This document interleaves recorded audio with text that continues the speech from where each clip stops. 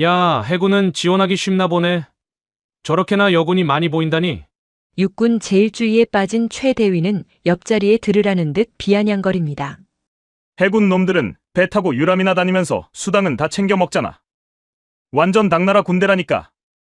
타군을 비하하며 시시덕거리는 두 남자. 하지만 그들은 꿈에도 몰랐습니다.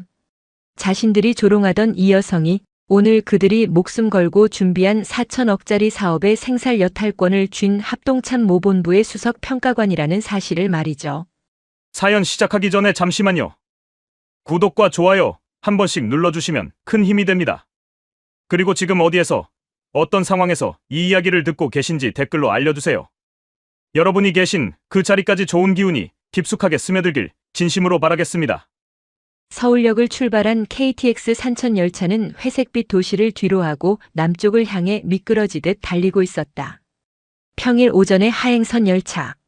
객실 내부는 한산했지만 유독 4, 5차 중간 지점만큼은 소란스러운 공기가 감돌았다. 계룡대로 향하는 출장길이었다. 창가 좌석에 앉은 유진아는 귀에 꽂은 무선 이어폰의 노이즈 캔슬링 기능을 켰다. 베이지색 트렌치코트 깃을 세우고 창밖을 응시했지만 불쾌한 소음은 기계적인 차단을 뚫고 고막을 파고들었다. 야, 박중희. 너 이번 프레젠테이션 자료 확실하게 검수했어? 네, 최 대위님. 어제 밤새워서 오타 하나까지 다 잡았습니다. 이번 사업 예산이 얼만데 실수하면 작살납니다. 작살나는 정도로 안 끝나지. 이거 사단장님 아니 참모총장님 관심사항이야. 육군이 주도권 잡느냐 못 잡느냐가 걸린 건데. 통로를 사이에 두고 유진아의 옆 라인에 앉은 두 남자였다. 짧게 친 머리, 다림질이 잘 된 전투복, 그리고 그 위에 걸친 야전 상의. 육군 전투복을 입은 그들의 어깨에는 각각 대위와 중위의 계급장이 붙어 있었다.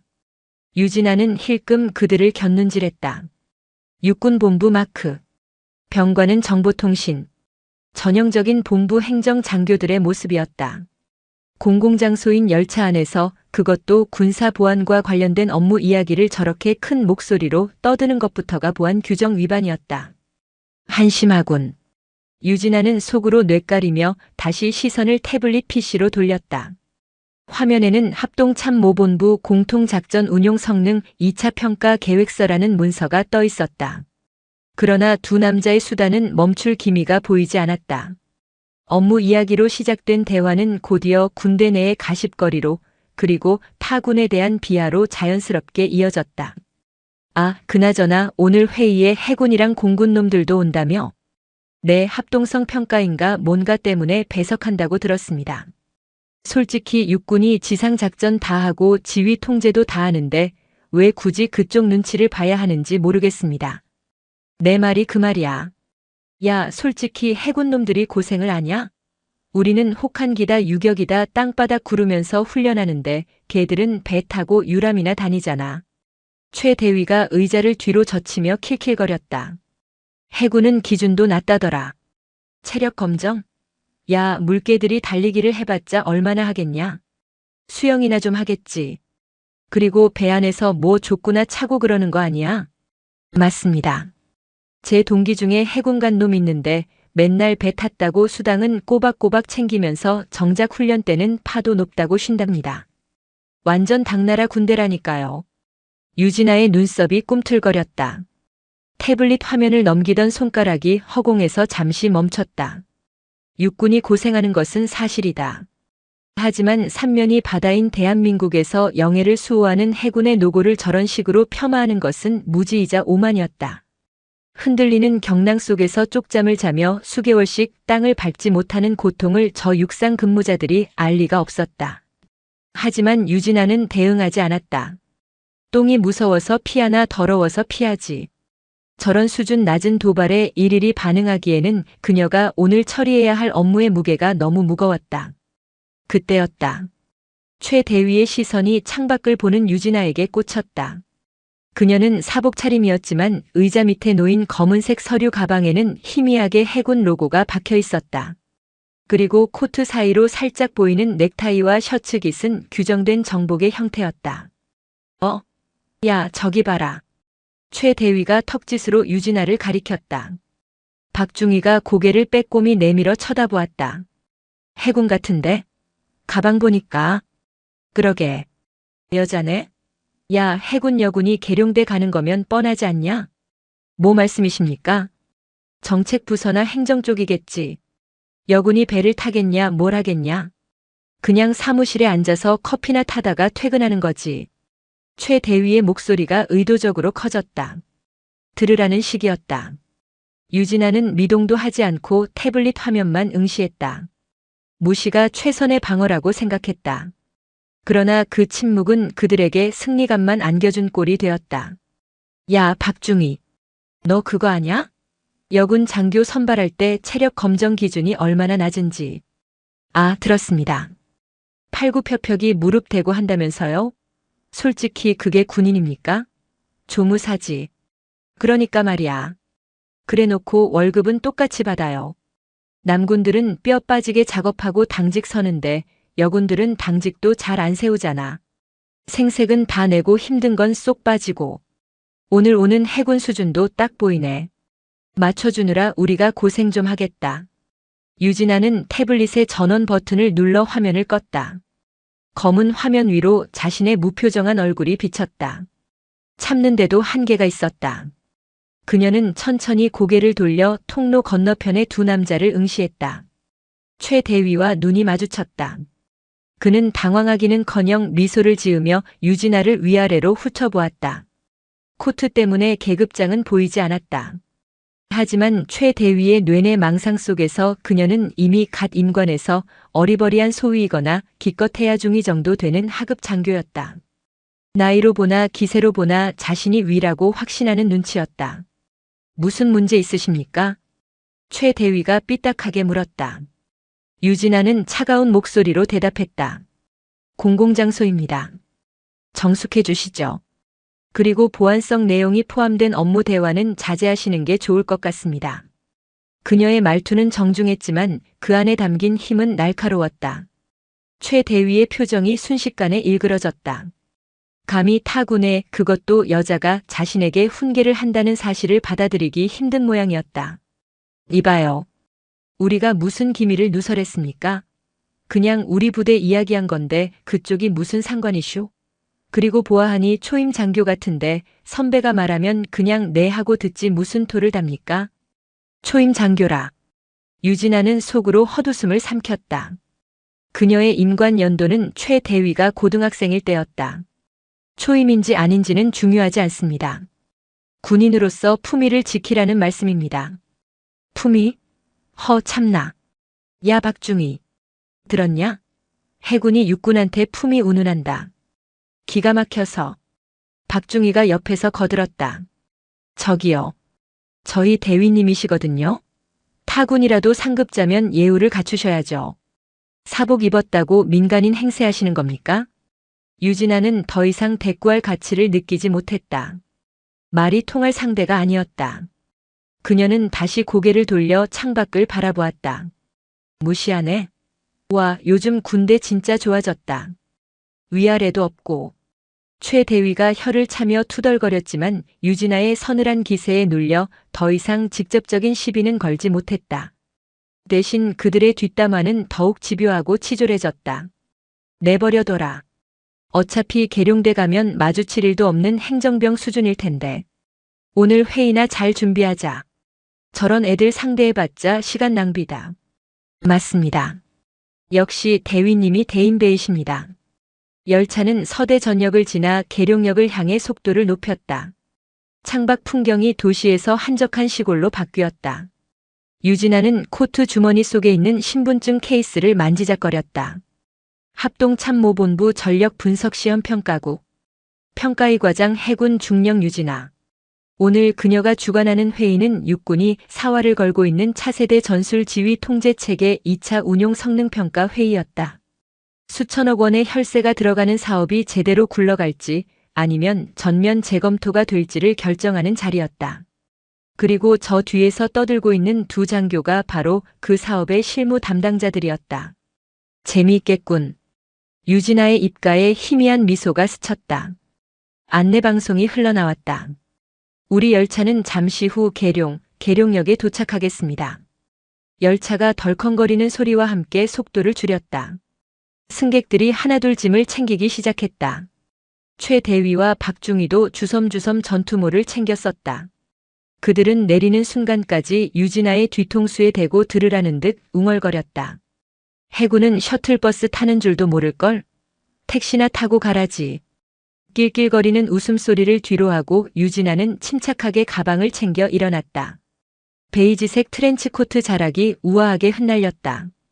계룡역 앞은 예상대로 혼잡했다.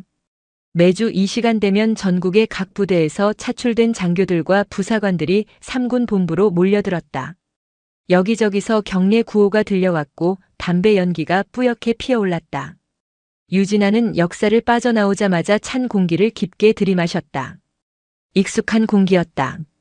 그녀는 잠시 멈춰서서 주위를 둘러보았다. 그때 등 뒤에서 또다시 익숙하고 불쾌한 목소리가 들려왔다. 박중희 서둘러. 셔틀 놓치면 택시비 깨진다. 네, 알겠습니다. 최 대위와 박중희가 부산스럽게 뛰어가며 유진아의 옆을 스쳐 지나갔다. 최 대위는 유진아를 보며 힐끔거리는 시선을 던졌다. 어이, 거기 해군. 그가 멈춰 서서 유진아를 불렀다. 유진아는 천천히 고개를 돌려 그를 바라보았다. 계룡대 처음인가 본데 셔틀버스는 저쪽이야. 멍하니 서 있지 말고 따라오지 그래. 선배로서 자비 좀 베풀어준다. 명백한 조롱이었다. 박중희가 옆에서 킬킬거리며 거들었다. 아, 대위님. 그냥 두시죠. 해군은 배 타고 다니니까 버스 멀미할지도 모릅니다. 유진아는 그들의 수준 낮은 도발에 대꾸하는 대신 무표정한 얼굴로 시계를 확인했다. 신경 써주셔서 감사합니다만 저는 제 갈 길 갑니다. 두 분이나 늦지 않게 가시죠. 하, 이것 봐라. 자존심은 있나 보네. 그래, 알아서 가봐. 일정문 가서 헌병들한테 잡히지나 말고. 최 대위는 비웃음을 남기고 박중희와 함께 파란색 군용 셔틀버스 쪽으로 달려갔다. 버스 앞에는 이미 줄이 길게 늘어서 있었다. 유진아는 그들이 버스에 짐짝처럼 끼어 타는 모습을 지켜보았다. 그리고는 주머니에서 휴대폰을 꺼냈다. 화면에는 김소령이라는 이름이 떠 있었다. 네, 김소령. 계룡역 앞이다. 필승. 평가관님, 지금 역사 앞 로터리로 진입했습니다. 검은색 KO 차량입니다. 알았다. 바로 탑승하지. 잠시 후 번호판에 육군, 해군, 공군 마크가 아닌 국방부 소속임을 알리는 표식이 붙은 검은색 세단이 유진아 앞에 미끄러지듯 멈췄다. 운전석에서 내린 말끔한 정복 차림의 해군 소령이 절도 있게 경례했다. 필승. 평가관님, 먼 길 오시느라 고생 많으셨습니다. 쉬어. 바로 출발하자. 회의 시간까지 여유가 별로 없어. 네, 알겠습니다. 제2회의실로 모시겠습니다. 아, 그리고 육군 측에서 준비한 자료가 어제 밤늦게 수정되었다고 연락이 왔습니다. 차에 오르며 유진아가 미간을 찌푸렸다. 또? 벌써 세 번째 수정 아닌가? 그렇습니다. 핵심 성능 지표 수치를 조금 조정했다고 하는데 아무래도 실측 데이터랑 차이가 나는 걸 억지로 맞추려는 눈치입니다. 뻔하군. 가면서 브리핑해봐. 차량은 부드럽게 출발하여 계룡대 진입로를 향해 달렸다. 유진아는 차창 밖으로 콩나물 시루처럼 꽉 찬 셔틀버스를 추월했다. 버스 창가에 얼굴을 구겨넣고 있던 최 대위의 모습이 스쳐 지나갔다. 그 시각 셔틀버스 안. 아, 좁아 터지겠네 진짜. 야, 박중희 좀 밀어봐. 죄송합니다. 뒤에서 계속 밉니다. 최 대위는 짜증 가득한 얼굴로 창밖을 내다봤다. 그때 갓길을 타고 빠르게 지나가는 검은색 세단 한 대가 눈에 들어왔다. 뒷좌석에 앉아 서류를 검토하는 여자의 옆모습이 찰나의 순간 스쳤다. 야, 방금 저 차. 네? 무슨 차 말입니까? 아까 그 해군 여자 아니냐? 방금 지나간 승용차에 탄 것 같은데. 박중희가 목을 빼고 봤지만 차는 이미 멀어지고 없었다. 에이, 설마요. 민간 택시겠죠. 해군 나부랭이가 관용차를 어떻게 탑니까? 그것도 계룡에서. 그렇지? 내가 잘못 봤겠지.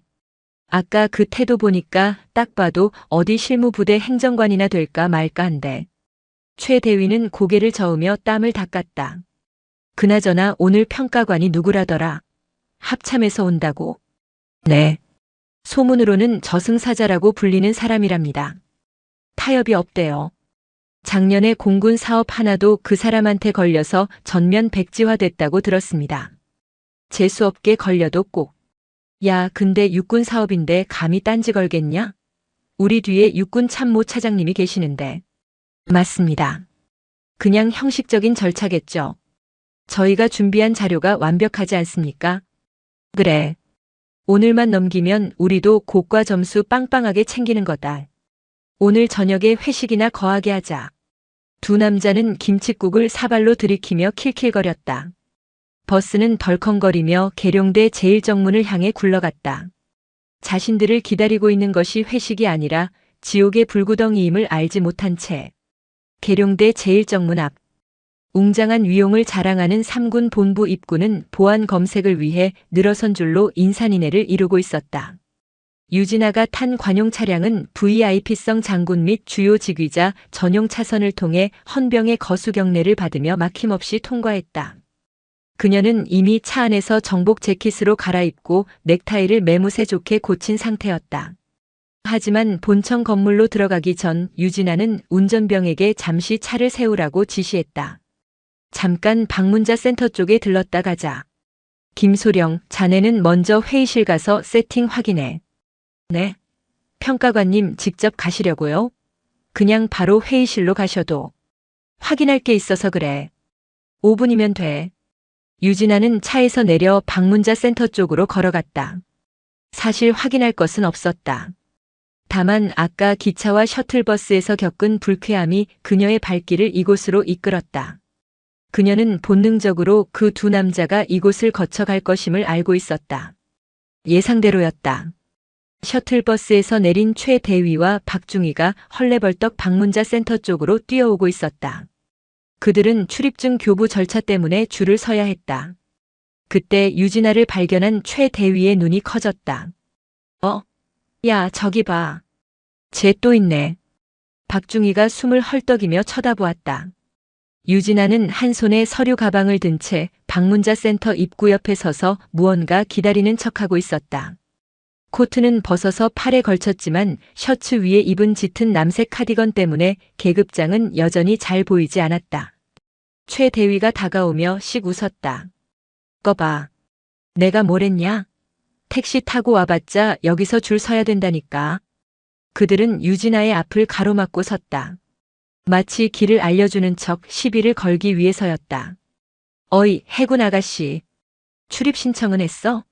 여기 아무나 들어가는 데 아니야. 유진아는 대답 없이 그들을 바라보았다. 그 무심한 눈빛이 최 대위의 심기를 또 건드렸다. 사람이 말을 하면 대답을 해야지. 귀에 이어폰 꽂았냐? 오늘 해군 쪽 사람들 수준 맞춰줘야겠네, 진짜. 박중희도 한마디 거들었다. 그는 주위를 둘러보며 일부러 큰 소리로 말했다. 계룡대엔 별별 사람이 다 오네. 대위님 그냥 가시죠. 길 잃어버려서 울고 있으면 헌병들이 알아서 내보내겠죠. 그래. 야, 너 계룡대 안에서 길 잃으면 큰일 난다. 여기 산이라서 멧돼지 나와. 조심해라. 자기들끼리 낄낄거리며 유진아를 지나쳐 건물 입구로 향했다. 그들의 등 뒤에서 유진아가 나직하게 하지만 또렷하게 말했다. 길은 그쪽들이 잃은 것 같은데. 최 대위가 멈칫하며 뒤를 돌아보았다. 뭐라고? 시간 아까운 사람들이네. 서두르는 게 좋을 겁니다. 회의실 문 닫히면 국물도 없으니까. 유진아는 그 말을 끝으로 그들을 지나쳐 입구로 향했다. 저게 진짜 돌았나? 야, 거기 안 서. 최 대위가 화를 내며 따라가려 했지만 유진아는 이미 게이트 앞에 도착해 있었다. 그녀는 줄을 서서 기다리는 대신 맨 오른쪽의 자동 출입 게이트에 신분증을 태그했다. 띠릭. 합동참모본부 상시 출입 인가자입니다. 경쾌한 기계음과 함께 게이트가 열렸다. 헌병이 그녀를 보고 벌떡 일어나 거수 경례를 붙였다. 충성. 수고하십니다. 유진아는 가볍게 고개를 끄덕이며 게이트를 통과했다. 최 대위와 박중희는 그 광경을 멍하니 바라보았다. 뭐야? 제가 왜 프리패스야? 박중희가 당황해서 물었다. 몰라 씨. 국방부 파견인가? 행정직 군무원이라도 출입증은 나오니까. 최 대위는 애써 상황을 합리화했다. 그래, 별거 아닐 거야. 그냥 커피 심부름이나 하러 왔겠지. 야, 우리도 빨리 들어가자. 늦겠다. 그들은 서둘러 일반 출입구줄에 섰다. 하지만 그들의 머릿속에는 방금 전 유진아의 당당한 뒷모습과 헌병의 깍듯한 경례가 잔상처럼 남아 찜찜함을 남겼다. 그러나 그 찜찜함이 공포로 바뀌는 데는 그리 오랜 시간이 걸리지 않을 터였다. 육군본부 본청 3층 제2대회의실. 공기는 무거웠고 긴장감으로 가득 차 있었다. 회의실 중앙에는 차세대 전술 지휘 통제 체계 2차 운용 성능 평가라는 현수막이 걸려 있었다. 회의실 안은 이미 별들의 전쟁터였다. 육군 소장인 정보작전부장이 상석에 앉아 있었고 그 옆으로 관련 부서의 대령들이 배석해 있었다. 해군과 공군 측 대표들도 참관인 자격으로 참석해 있었다. 최 대위와 박중희는 땀을 뻘뻘 흘리며 프레젠테이션 장비를 세팅하고 있었다. 야, 박중희. 마이크 테스트 해봐. 하울링 생기면 죽는다. 하나 둘. 이상 없습니다. 최 대위는 긴장된 손으로 넥타이를 고쳐맸다. 오늘 브리핑은 그가 직접 맡았다. 이 자리만 잘 넘기면 소령 진급은 따놓은 당상이었다. 근데 합참평가관은 왜 아직 안 와? 시간 다 됐는데. 정보작전부장이 시계를 보며 낮게 으르렁거렸다. 옆에 있던 육군 대령이 안절부절 못하며 대답했다.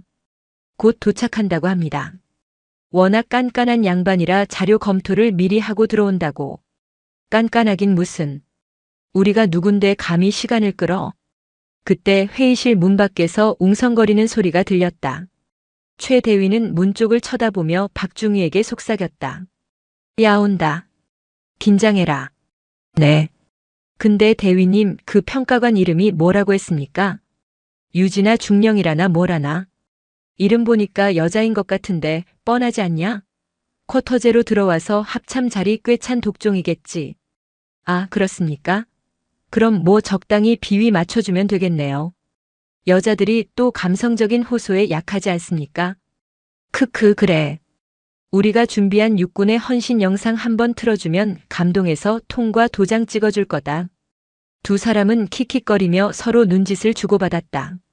그들은 자신들의 목소리가 마이크를 통해 흘러나가지는 않았지만 바로 앞줄에 앉은 해군 대령의 귀에는 들어갔다는 사실을 알지 못했다. 해군 대령이 어이없다는 듯 혀를 찼다. 철컥. 육중한 회의실 문이 열렸다. 합동참모본부 전력분석시험평가국 수석 평가관님 입장하십니다. 행정병의 우렁찬 외침과 함께 회의실 안의 모든 인원이 자리에서 일어났다. 심지어 불만스러운 표정의 정보작전 부장조차 예의를 갖춰 일어섰다. 합참평가관은 국방부 장관의 권한을 위임받아온 자리였기에 계급을 떠나 그 권위는 막강했다. 또각또각. 구두 굽소리가 회의실 바닥을 울렸다. 정적 속에서 문을 열고 들어온 인물. 단정하게 빗어넘긴 머리, 날카로운 눈매, 그리고 왼쪽 가슴에 빛나는 합동참모본부 휘장과 오른쪽 가슴의 명찰. 해군 중령 유진아. 그리고 그녀의 어깨에는 은색 무궁화 2개가 선명하게 박혀 있었다. 최 대위의 입이 떡 벌어졌다. 박중희는 들고 있던 레이저 포인터를 떨어뜨릴 뻔했다. 저 여자는? KTX 503열차. 계룡역 셔틀버스 정류장. 그리고 방문자 센터 앞. 자신들이 그토록 무시하고 조롱하고 깔아뭉개던 그 해군 아가씨. 그녀가 지금 가장 상석인 평가관 자리를 향해 걸어오고 있었다. 유진아는 회의실 중앙에 멈춰섰다. 그녀의 시선이 천천히 좌중을 훑더니 단상 앞에 얼어붙어 있는 최 대위와 박중희에게 꽂혔다. 그녀의 입꼬리가 아주 미세하게 하지만 확실하게 비틀려 올라갔다. 반갑습니다. 합참 전력 분석 2과장 유진아 중령입니다. 오늘 평가 아주 기대가 크군요. 그녀의 목소리는 차분했지만 최 대위에게는 사형 선고처럼 들렸다. 그는 다리가 후들거려 서 있기조차 힘들었다. 망했다. 그의 머릿속에는 오직 그 한 단어만이 맴돌았다. 회의실 안에는 에어컨이 가동되고 있었지만 최 대위의 등줄기에는 식은땀이 비 오듯 흘러내리고 있었다. 단상에 선 그의 시야가 뿌옇게 흐려졌다. 바로 정면 수석 평가관이라는 명패 뒤에 앉은 유진아 중령이 서류를 넘기는 소리만이 정적을 깨고 있었다. 그 소리는 마치 최 대위의 목을 겨누는 칼 가는 소리처럼 들렸다. 정보작전부장인 육군 소장이 헛기침하며 분위기를 환기했다. 자, 시간이 지체됐군. 합참 평가관도 도착했으니 바로 시작하지. 최 대위 뭐하고 있나? 시작 안 해? 소장의 호통에 최 대위가 화들짝 놀라며 차려 자세를 취했다. 네, 지금 바로 시작하겠습니다. 그는 떨리는 손으로 마이크를 잡았다. 평소라면 자신감 넘치게 내뱉었을 첫 인사말이 목구멍에 걸려 나오지 않았다. 박중희가 황급히 슬라이드 화면을 띄웠지만 레이저 포인터를 쥔 최 대위의 손끝이 심하게 떨려 붉은 점이 스크린 위에서 춤을 추고 있었다. 보고 드릴 내용은 차세대 전술 지휘 통제 체계 2차 운용 성능 평가 결과입니다.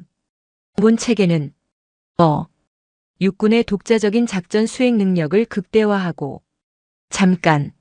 차분하지만 서늘한 목소리가 최 대위의 말을 잘랐다.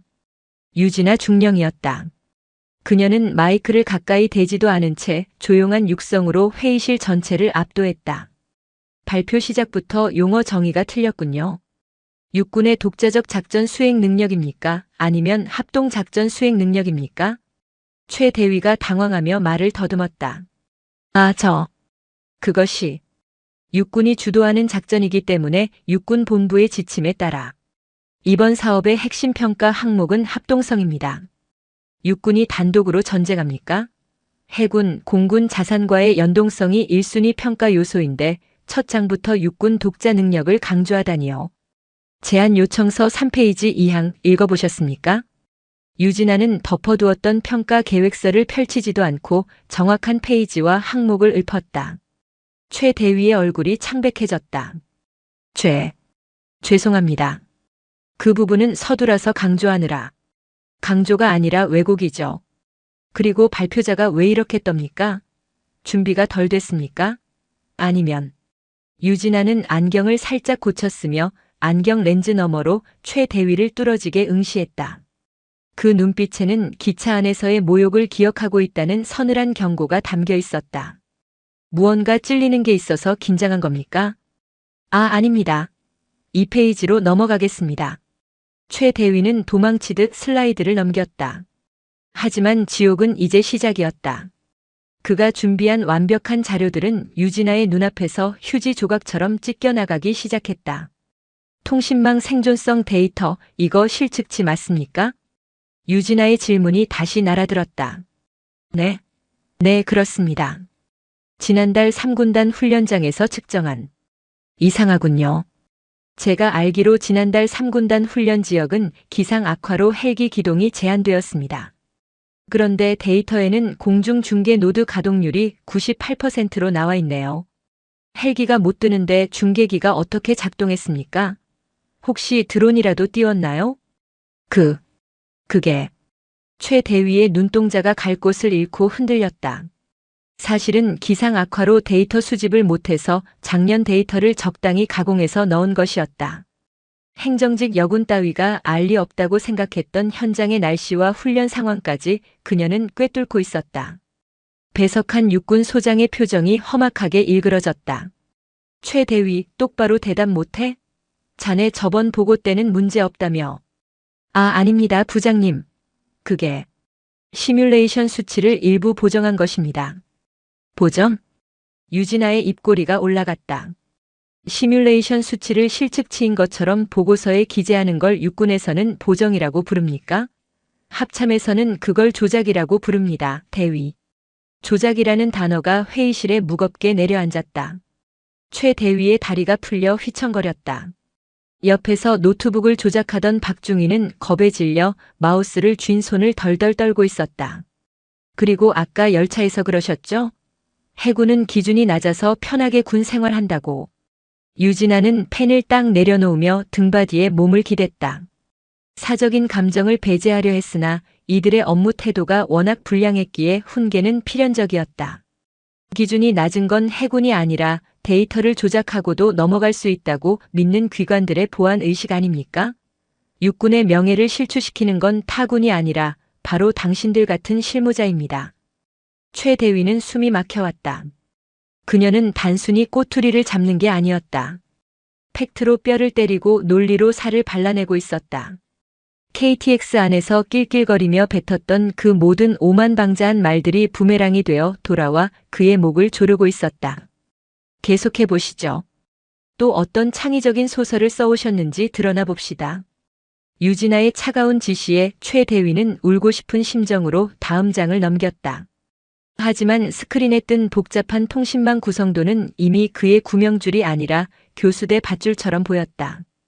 회의는 점차 평가가 아닌 일방적인 난타전으로 변해가고 있었다.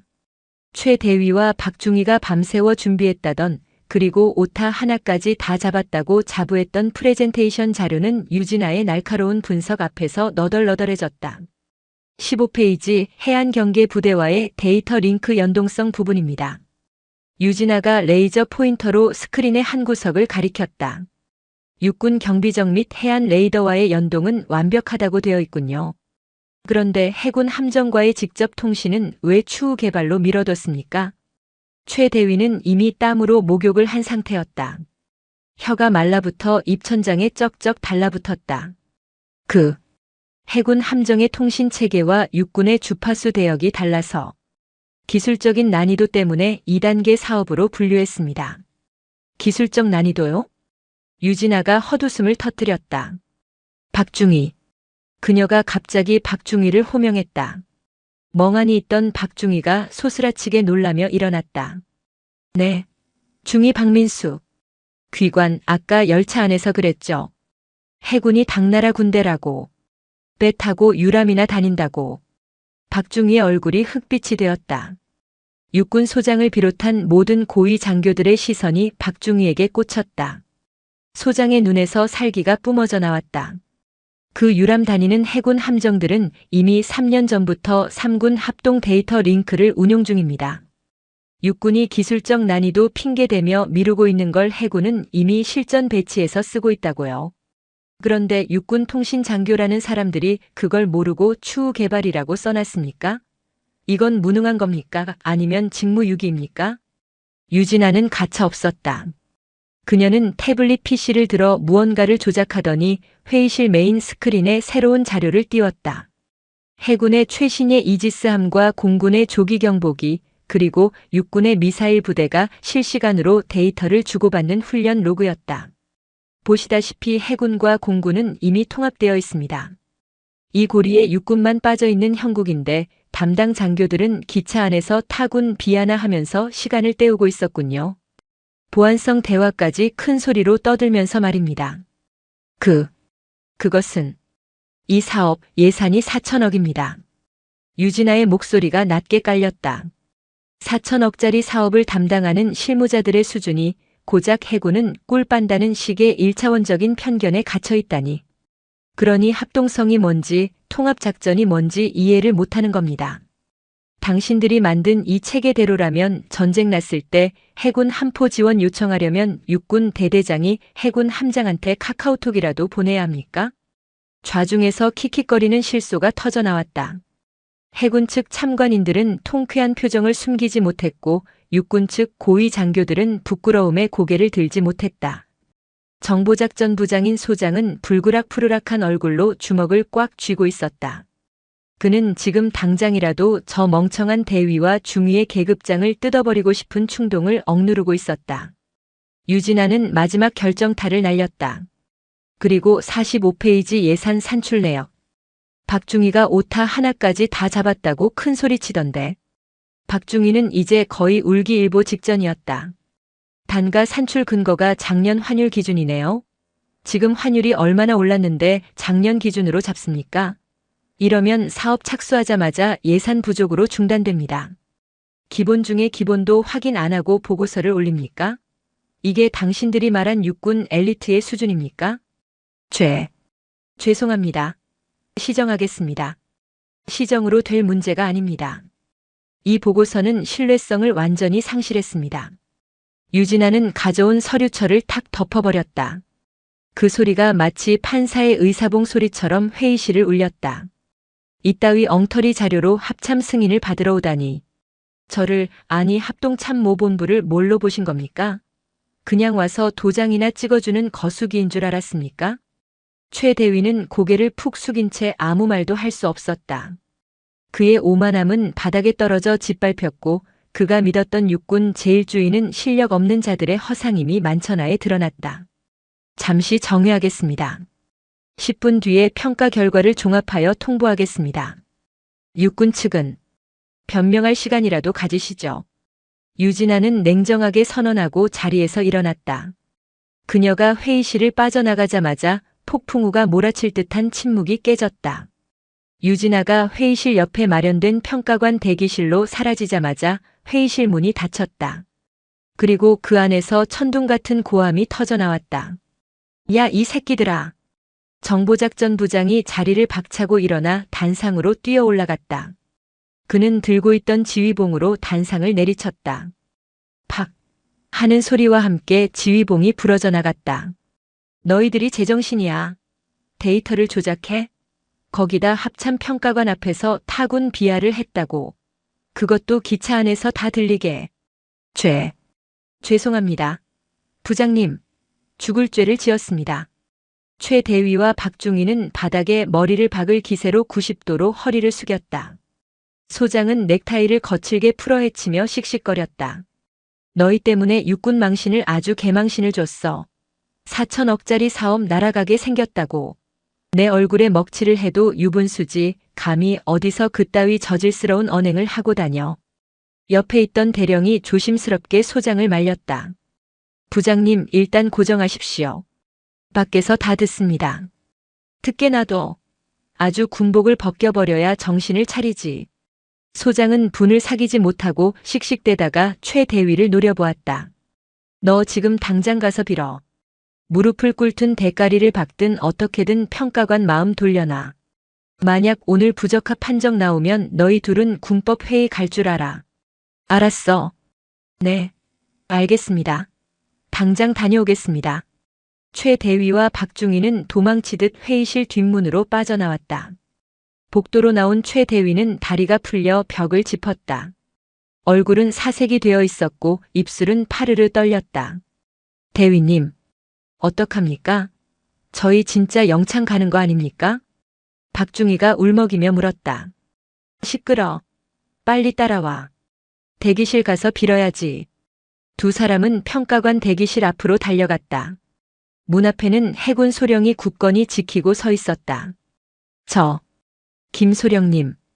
평가관님께 잠시 드릴 말씀이 있어서 왔습니다. 한 번만 뵙게 해주십시오. 최 대위가 비굴한 웃음을 지으며 부탁했다. 아까 셔틀버스 정류장에서 유진아에게 택시나 타고 가라고 비웃던 그 기세는 온데간데 없었다. 김소령은 차가운 눈으로 그들을 내려다보았다. 평가관님께서는 휴식 중이십니다. 그리고 평가 중에 사적인 접촉은 오해를 살 수 있어 금지되어 있습니다. 아니, 제발 좀 부탁드립니다. 저희 목숨이 달린 일이라서 그럽니다. 잠깐이면 됩니다. 네. 최 대위가 거의 매달리듯 사정했다. 그때 대기실 안에서 유진아의 목소리가 들려왔다. 들여보내세요. 김소령이 잠시 망설이다가 문을 열어주었다. 들어가십시오. 용건만 간단히 하시는 게 좋을 겁니다. 대기실 안으로 들어선 두 사람은 소파에 앉아 차를 마시고 있는 유진아를 보았다. 그녀는 그들을 쳐다보지도 않고 찻잔만 응시하고 있었다. 평가관님, 정말 죄송합니다. 최 대위와 박중희가 동시에 큰 소리로 외치며 고개를 숙였다. 저희가 미쳤었습니다. 눈이 삐어서 평가관님을 못 알아보고 입이 방정이라 쓸데없는 소리를 짓거렸습니다. 한 번만 용서해 주십시오. 못 알아봤다면 용서가 됩니까? 유진아가 찻잔을 내려놓으며 천천히 고개를 들었다. 제가 합참 평가관이 아니라 진짜 갓 임관한 해군 소위였다면 혹은 힘없는 민간인 여성이었다면 당신들의 그 무례함은 정당화되는 겁니까? 아닙니다. 절대 아닙니다. 저희가 생각이 짧았습니다. 짧은 게 아니라 썩은 거겠죠. 유진아는 자리에서 일어나 그들 앞으로 다가갔다. 두 남자는 저도 모르게 뒷걸음질 쳤다. 당신들은 오늘 저에게 실수한 게 아닙니다. 제 군복에 그리고 지금 이 순간에도 거친 파도와 싸우며 영해를 지키는 수만 명의 해군 장병들에게 침을 뱉은 겁니다. 그녀의 목소리에는 분노보다 더 깊은 경멸이 담겨 있었다. 사적인 사과는 받지 않겠습니다. 공적인 평가는 공적으로만 처리합니다. 나가보세요. 평가관님 제발. 이번 사업 부적합 나오면 저희는 끝입니다. 살려주십시오. 시키시는 건 뭐든지 하겠습니다.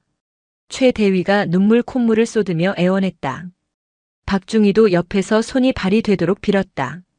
유진아는 차갑게 그들을 내려다보았다. 시키시는 건 뭐든지 하겠다고요? 네, 뭐든지 하겠습니다. 그럼 군인답게 책임을 지세요. 그게 당신들이 할 수 있는 유일한 일입니다. 유진아는 단호하게 등을 돌렸다. 김소령, 회의 재개한다고 전해. 그녀의 뒷모습은 거대한 벽처럼 보였다. 최 대위와 박중희는 바닥에 주저앉을 뻔한 다리를 억지로 지탱하며 절망적인 표정으로 대기실을 나갔다. 그들에게 남은 것은 파멸뿐이었다. 오후 4시 30분. 약속된 정회 시간이 끝나고 다시 회의실에 무거운 정적이 감돌았다. 공기는 이전보다 훨씬 차갑고 날카로웠다.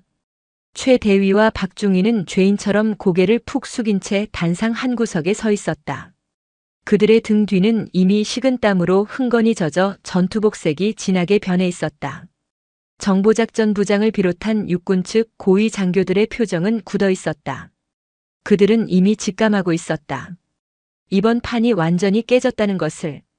유진아가 다시 평가관석에 앉았다. 그녀는 천천히 안경을 벗어 닦은 뒤 다시 착용했다. 그 일련의 동작 하나하나가 최 대위에게는 숨막히는 고문이었다. 총평을 시작하겠습니다.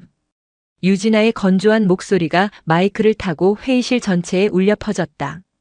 본 사업 차세대 전술 지휘 통제 체계 2차 운용 성능 평가는 우리 군의 미래 합동 작전 능력을 좌우할 중대한 사안입니다. 따라서 본 평가관은 기술적 완성도뿐만 아니라 운용 주체의 합동 작전 수행 의지 또한 핵심 평가 요소로 고려하였습니다. 그녀는 서류 한 장을 집어들었다. 기술적 평가. 통신망 생존성 데이터 조작 의심, 예산 산출 근거의 오류, 타군 자산과의 연동성 미비. 이것만으로도 본 사업은 전투용 부적합 판정을 피하기 어렵습니다. 전투용 부적합. 군무기 체계 평가에서 나올 수 있는 최악의 결과였다. 수천억 원의 예산이 투입된 사업이 이 판정 하나로 공중분해될 위기에 처한 것이다. 정보작전부장의 얼굴이 흑빛이 되었다. 하지만 유진아의 시선이 최 대위와 박중희를 향했다. 더 심각한 문제는 정성적 평가 항목입니다. 이 사업의 실무 책임자들은 합동성이라는 개념 자체를 이해하지 못하고 있습니다. 그녀는 잠시 뜸을 들였다가 차갑게 쏘아붙였다. 오늘 오전 KTX 503열차와 계룡대 셔틀버스, 그리고 방문자 센터에서 목격된 실무 장교들의 언행은 충격적이었습니다. 타군에 대한 근거 없는 비하, 여성 장교에 대한 성차별적 발언, 그리고 공공장소에서의 보안 불감증. 좌중이 술렁거렸다. 설마 그 이야기를 공식 석상에서 꺼낼 줄은 몰랐던 것이다. 해군은 기준이 낮다, 배 타고 유람이나 다닌다, 여군은 행정이나 본다. 이런 왜곡된 인식을 가진 실무자들이 만든 시스템이 과연 전시의 해군, 공군과 유기적으로 연동될 수 있겠습니까? 파트너를 경멸하는 자들이 만든 시스템은 필연적으로 고립될 수밖에 없습니다. 유진아는 펜을 들어 평가서 맨 마지막 장에 서명했다. 펜촉이 종이를 긁는 소리가 사형 선고처럼 들렸다. 따라서 합동참모본부 전력분석시험평가국은 본 사업에 대해 전투용 부적합 판정을 내림과 동시에 해당 실무진의 전면 교체 및 재발 방지 대책이 수립되기 전까지 사업의 전면 보류를 건의합니다. 꽝. 망치가 내려쳐졌다. 최 대위는 다리에 힘이 풀려 그 자리에 주저앉고 말았다. 박중희는 소리 없이 눈물만 흘리고 있었다. 이상입니다. 유진아가 서류를 덮었다. 완벽하고도 잔인한 그러나 더할 나위 없이 공정한 판결이었다. 회의가 종료되고 유진아와 해군 참관단이 퇴장하자마자 회의실 문이 굳게 잠겼다. 폭풍은 유진아가 나간 직후에 터졌다. 이게만도 못한 새끼들아. 참고 참았던 정보작전부장이 폭발했다. 그는 자신의 모자를 벗어 최 대위의 얼굴을 향해 집어던졌다. 모자에 맞은 최 대위가 비명을 지르며 바닥을 굴렀다. 너희 때문에. 너희 그 썩어 빠진 주둥아리 때문에 4천억이 날아갔어. 내 진급도 날아갔고. 소장은 분을 이기지 못해 씩씩거렸다. 그의 얼굴은 혈압이 올라 터질 듯 붉게 달아올라 있었다. 배석했던 대령들도 이번만큼은 실무자들을 감싸줄 수 없었다. 이건 명백한 자폭이었기 때문이다. 헌병대 불러. 소장의 고함에 밖에서 대기하던 부관이 뛰어들어왔다. 부장님, 헌병대 호출하셨습니까? 당장 이놈들 끌고 가. 허위 공문서 작성, 군인 복무규율 위반, 상관 모욕, 품위 유지 위반.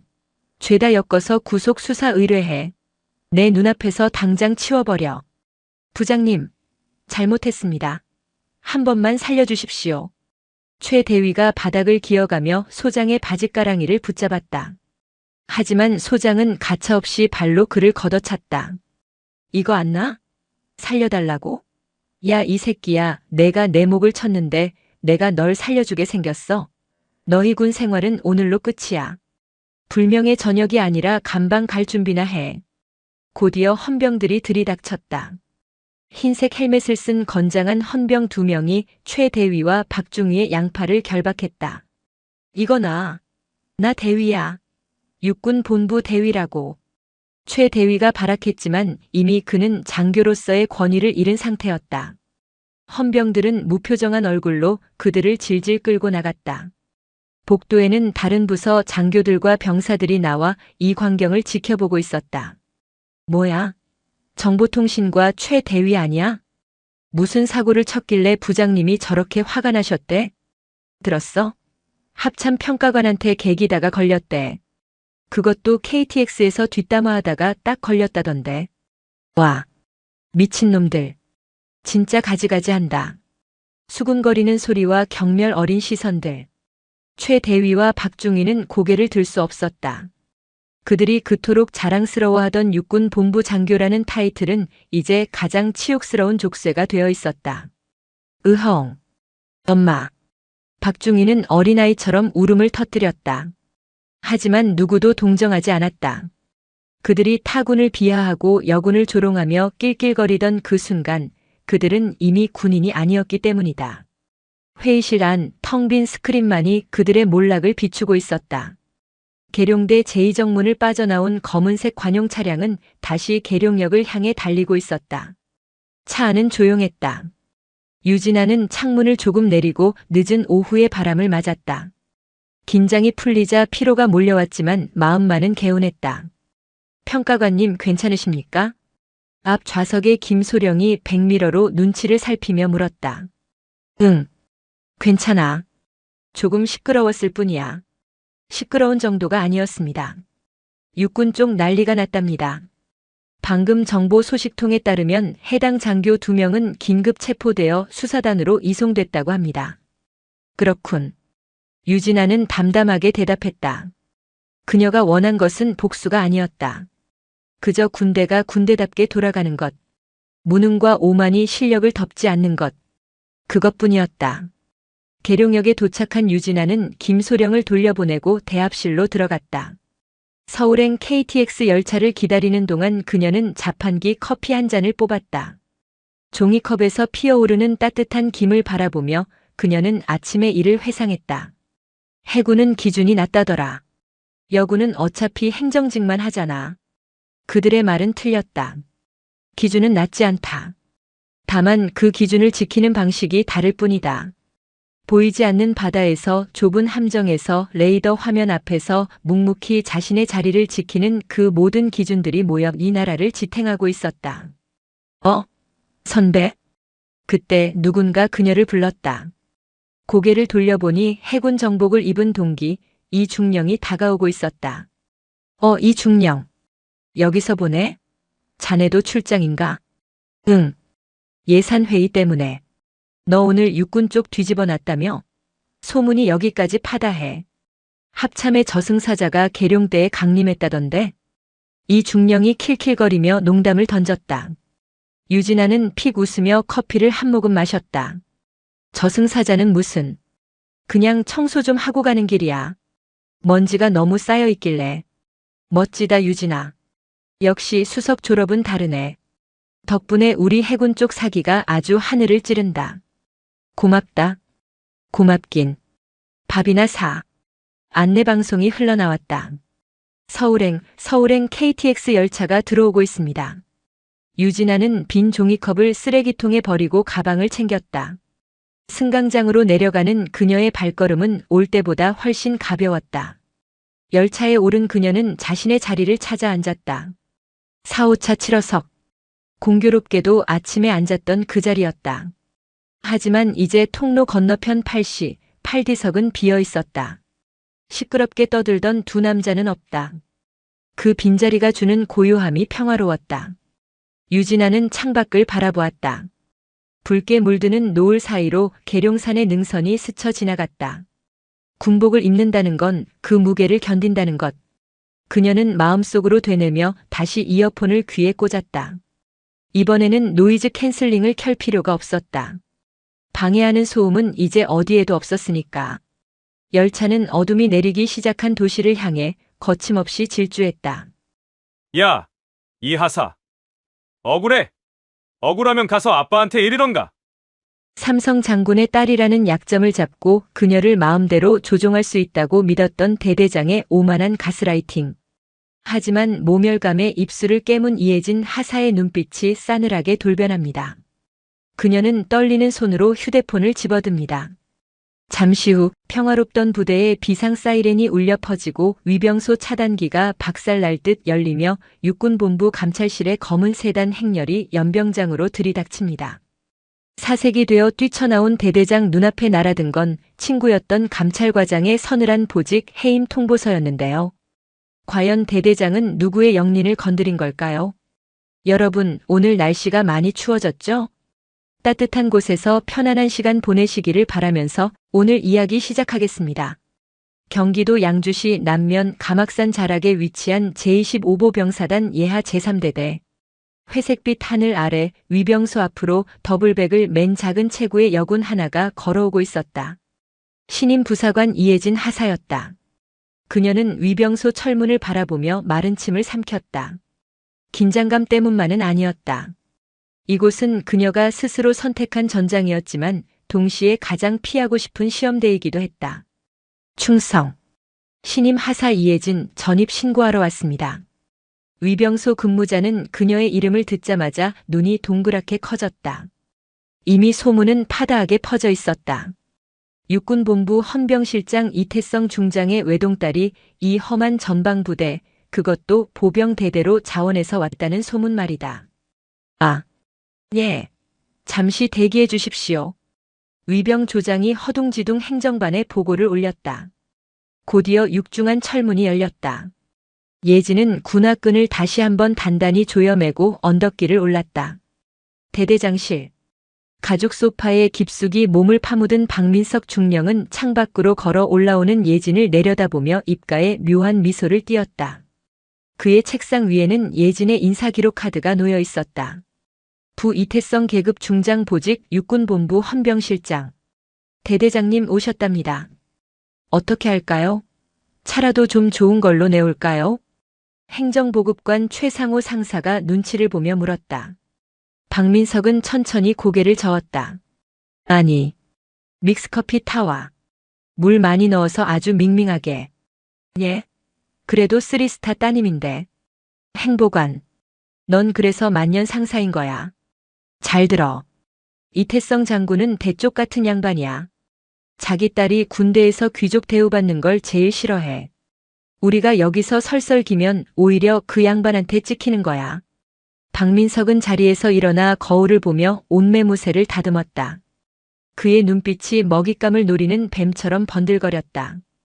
그리고 이 하사 본인이 자원해서 왔어. 나는 아빠 백없이도 잘해요라는 걸 증명하고 싶은 객기가 가득하다는 거지. 나는 그 자존심을 이용할 거야. 장군의 딸이라는 타이틀이 훈장이 아니라 숨통을 조이는 족쇄가 되게 만들어줄 거다. 똑똑. 노크 소리와 함께 예진이 들어왔다. 그녀는 긴장했지만 절도 있는 동작으로 경례를 올렸다. 충성. 하사 이예진 금일부로 제3대대 전입을 명받았습니다. 이에 신고합니다. 박민석은 예진의 경례를 삐딱하게 받아주었다. 그는 일부러 예진을 위아래로 훑어보았다. 침묵이 길어질수록 예진의 등줄기에는 식은땀이 흘렀다. 앉아. 감사합니다. 박민석은 최 상사가 가져온 밍밍한 종이컵 커피를 예진 쪽으로 툭 밀었다. 이태성 장군님 따님이라고. 대단한 집안이야. 헌병 실장님은 평안하시고 아버지는 아버지일 뿐입니다. 저는 제3대대의 하사로서 복무하러 왔습니다. 특별 대우는 바라지 않습니다. 예진의 눈빛은 결연했다. 박민석은 속으로 쾌재를 불렀다. 예상대로였다. 훌륭해. 정신 상태가 아주 마음에 들어. 요즘 젊은 간부들 조금만 힘들면 부모한테 전화해서 징징대는데 자네는 달라 보이는군. 박민석이 몸을 앞으로 숙이며 예진과 눈을 맞췄다. 목소리가 낮게 깔렸다. 나도 자네를 장군의 딸로 대우할 생각 추호도 없어. 오히려 더 엄하게 다룰 거야. 왜인 줄 아나? 자네가 조금이라도 편하게 군 생활하면 남들이 뭐라고 하겠어? 역시 아빠 빼기 좋네. 장군 딸이라 꿀빠네 그러지 않겠나? 그건 자네 명예만 깎아먹는 게 아니라 훌륭하신 아버님 얼굴에 똥칠하는 거야. 내 말 틀려? 예진은 입술을 꽉 깨물었다. 틀린 말이 하나도 없었다. 그것이 그녀가 가장 두려워하는 것이었다. 맞습니다. 더 혹독하게 지도해 주십시오. 좋아. 약속했다.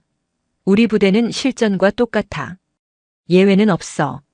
자네가 힘들다고 징징대는 순간 자네는 군인이 아니라 그냥 철없는 아가씨가 되는 거야. 명심해. 명심하겠습니다. 박민석은 예진의 어깨를 툭툭 쳤다. 나가봐. 행보관 이 하사 데려가서 바로 작업 투입해. 오늘 연병장 배수로 까는 작업 있지? 열외 없이 똑같이 시켜. 장갑은 주지 말고. 예? 대대장님 그래도 맨손은 좀.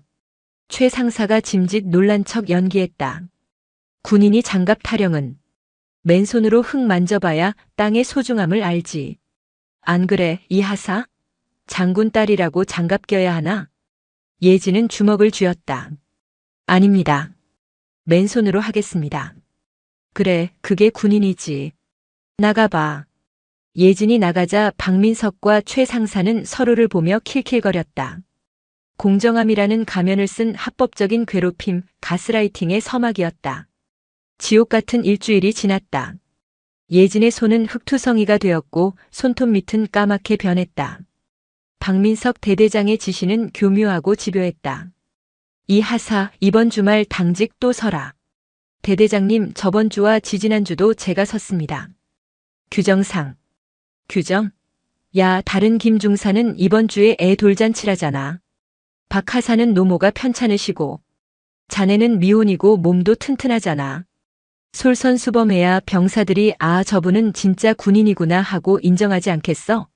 장군 딸이라고 주말에 쉬면 병사들이 뒤에서 얼마나 씹어대겠냐? 억울해? 아닙니다. 제가 서겠습니다. 그래. 역시 그 아버지의 그 딸이야. 아주 훌륭해. 박민석은 항상 아버지의 명예와 병사들의 인정을 인질로 잡았다. 예진은 반박할 수 없었다. 거절하는 순간 자신이 특혜를 바라는 비겁자가 되는 것 같았기 때문이다. 몸이 힘든 건 참을 수 있었다. 하지만 예진을 정말로 괴롭히는 것은 부대 내에 만연한 병사들 간의 악습과 폭력이었다. 제3대대는 박민석의 방임 아래 양육강식의 논리가 지배하고 있었다. 그 정점에는 본부중대 실세, 병장 김태진이 있었다. 그는 대대장의 총애를 받으며 병사들 위에 군림했다. 어느 날 저녁 예진은 보급 창고 뒤편을 지나다가 둔탁한 타격음을 들었다. 퍽, 퍽, 잘못, 했습니다. 예진은 발소리를 죽이고 다가갔다. 그곳에는 김태진 병장이 일병 김동현을 바닥에 눕혀놓고 군화발로 짓밟고 있었다. 김동현의 얼굴은 흙범벅이 되어 있었고 입가에서는 피가 흘러내렸다. 야, 김동현. 표정 풀어라. 선임이 애정으로 안마해주는데 표정이 그게 뭐야? 김태진이 낄낄거리며 김동현의 옆구리를 걷어찼다. 너 때문에 우리 분대 전체가 대대장님한테 깨졌잖아. 청소 상태 불량하다고. 내가 패급이니까 우리가 욕먹는 거야. 알았어? 네. 알겠습니다. 예진의 눈에서 불꽃이 튀었다. 이것은 훈육이 아니었다. 명백한 가혹행위였다. 야, 김태진. 지금 뭐 하는 거야? 예진이 소리치며 뛰어들었다. 김태진은 껌을 짝짝 씹으며 느릿하게 고개를 돌렸다. 전혀 당황한 기색이 없었다. 아, 이 하사님. 애가 빠져가지고 정신교육 중이었습니다. 왜요? 정신교육? 사람을 밟는 게 교육이야? 당장 김동현 일으켜 세워. 너 이거 내가 보고할 거야. 그때 어둠 속에서 누군가가 박수를 치며 걸어왔다. 박민석 대대장이었다. 대대장님, 보셨습니까? 김태진 병장이 후임병을 폭행했습니다. 이건 징계감입니다. 예진은 다급하게 보고했다. 하지만 박민석의 반응은 차가웠다. 이 하사, 너 지금 권력 남용하는 거냐? 예. 무슨 말씀이십니까? 박민석은 싸늘한 눈으로 예진을 쏘아보았다. 내가 보기에 좀 거칠다고 해서 병사들 간의 규율에 함부로 개입해? 이게 바로 오냐오냐 하는 거야. 내가 장군 딸이라고 해서 병사들 위해서 군림하려고 하지 마. 병사들은 그들만의 룰이 있어. 그걸 깨는 건 지휘권 침해야. 하지만 이건 명백한 폭행입니다. 김동현 일병 얼굴을 보십시오. 증거 있어? 김동현, 너 맞았어? 박민석이 김동현을 내려다보며 물었다. 그의 눈빛은 말 잘못하면 죽는다는 살기를 담고 있었다. 김동현은 벌벌 떨며 고개를 저었다. 아, 아닙니다. 제가 넘어진 겁니다. 김태진 병장님은 흙 털어주려고. 들었지? 본인이 아니라잖아. 이 하사, 너 왜 없는 죄를 만들어? 정말 실망이다. 아버지가 헌병대장이면 뭐하나? 딸이 이렇게 무고한 병사를 범죄자로 모는데. 이거 헌병실장님 귀에 들어가면 참 볼만하겠어. 박민석은 혀를 차며 돌아섰다. 김태진이 예진을 향해 비웃음을 날리며 김동현을 끌고 사라졌다. 예진은 멍하니 그 자리에 서 있었다. 자신의 배경이 정의를 실현하는 칼이 아니라 자신을 찌르는 칼날이 되어 돌아오고 있었다. 그녀는 철저히 고립되었다. 김동현 일병의 상태는 날이 갈수록 심각해졌다. 멍은 늘어갔고 눈빛은 초점을 잃어갔다. 그는 예진과 눈이 마주치면 황급히 피했다. 예진이 도와주려 할수록 김태진의 괴롭힘이 더 심해진다는 것을 알았기 때문이다. 최상호 행정보급관과 중대장들은 모두 대대장의 눈치를 보며 예진을 따돌렸다. 야, 장군 딸 피해. 괜히 말 섞었다가 대대장님한테 찍힌다. 재수 없어. 지가 뭐라도 되는 줄 아나 봐. 들리게 하는 수군거림. 예진은 행정반 구석 자리에서 투명 인간처럼 지냈다. 하지만 그녀가 견딜 수 없는 것은 자신의 외로움이 아니라 죽어가는 김동현의 눈빛이었다. 비가 추적추적 내리는 어느 날 밤.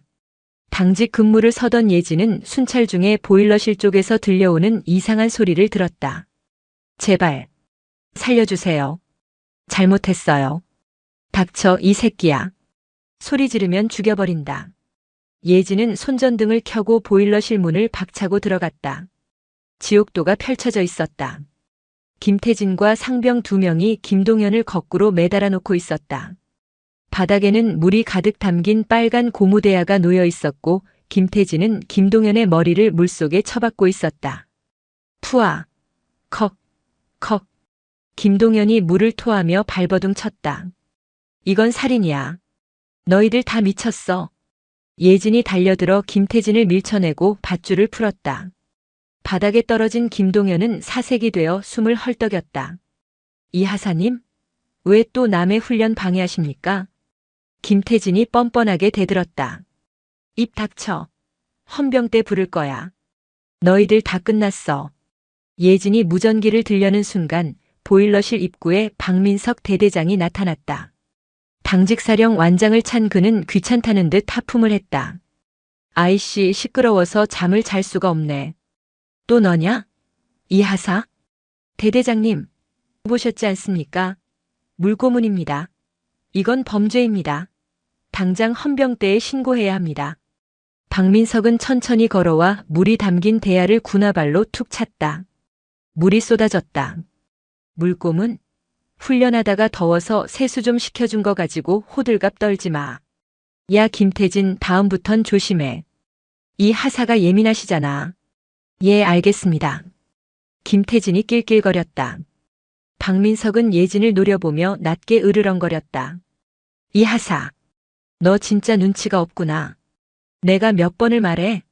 여기서 내가 설치면 설칠수록 내 아버지만 곤란해진다고. 상관없습니다. 아버지가 곤란해져도 사람이 죽는 걸 보고만 있을 순 없습니다. 예진의 외침에 박민석의 표정이 싸늘하게 굳었다. 그는 예진의 코앞까지 다가와 귓가에 속삭였다. 그래, 그럼 해봐. 내가 신고하는 순간 나는 언론에 뿌릴 거야. 헌병실장 딸이 부대에 적응 못해서 병사들을 무고하고 부대를 쑥대밭으로 만들었다고. 요즘 군 인권 문제 예민한 거 알지? 내 아버지가 쌓아올린 30년 군 생활, 내가 한 방에 날려버리는 거야. 별 냈다는 건 꿈도 못 꾸게 될걸? 박민석은 예진의 가장 약한 고리를 정확히 타격했다. 선택해. 조용히 입 다물고 군 생활하다가 전역할지, 아니면 아버지 옷 벗기고 너도 불명예 제대할지. 박민석은 김태진 패거리를 데리고 나갔다. 빗소리가 보일러실을 때렸다. 쓰러진 김동현이 예진의 전투복 바지를 잡고 울먹였다. 하사님, 저 좀 살려주세요.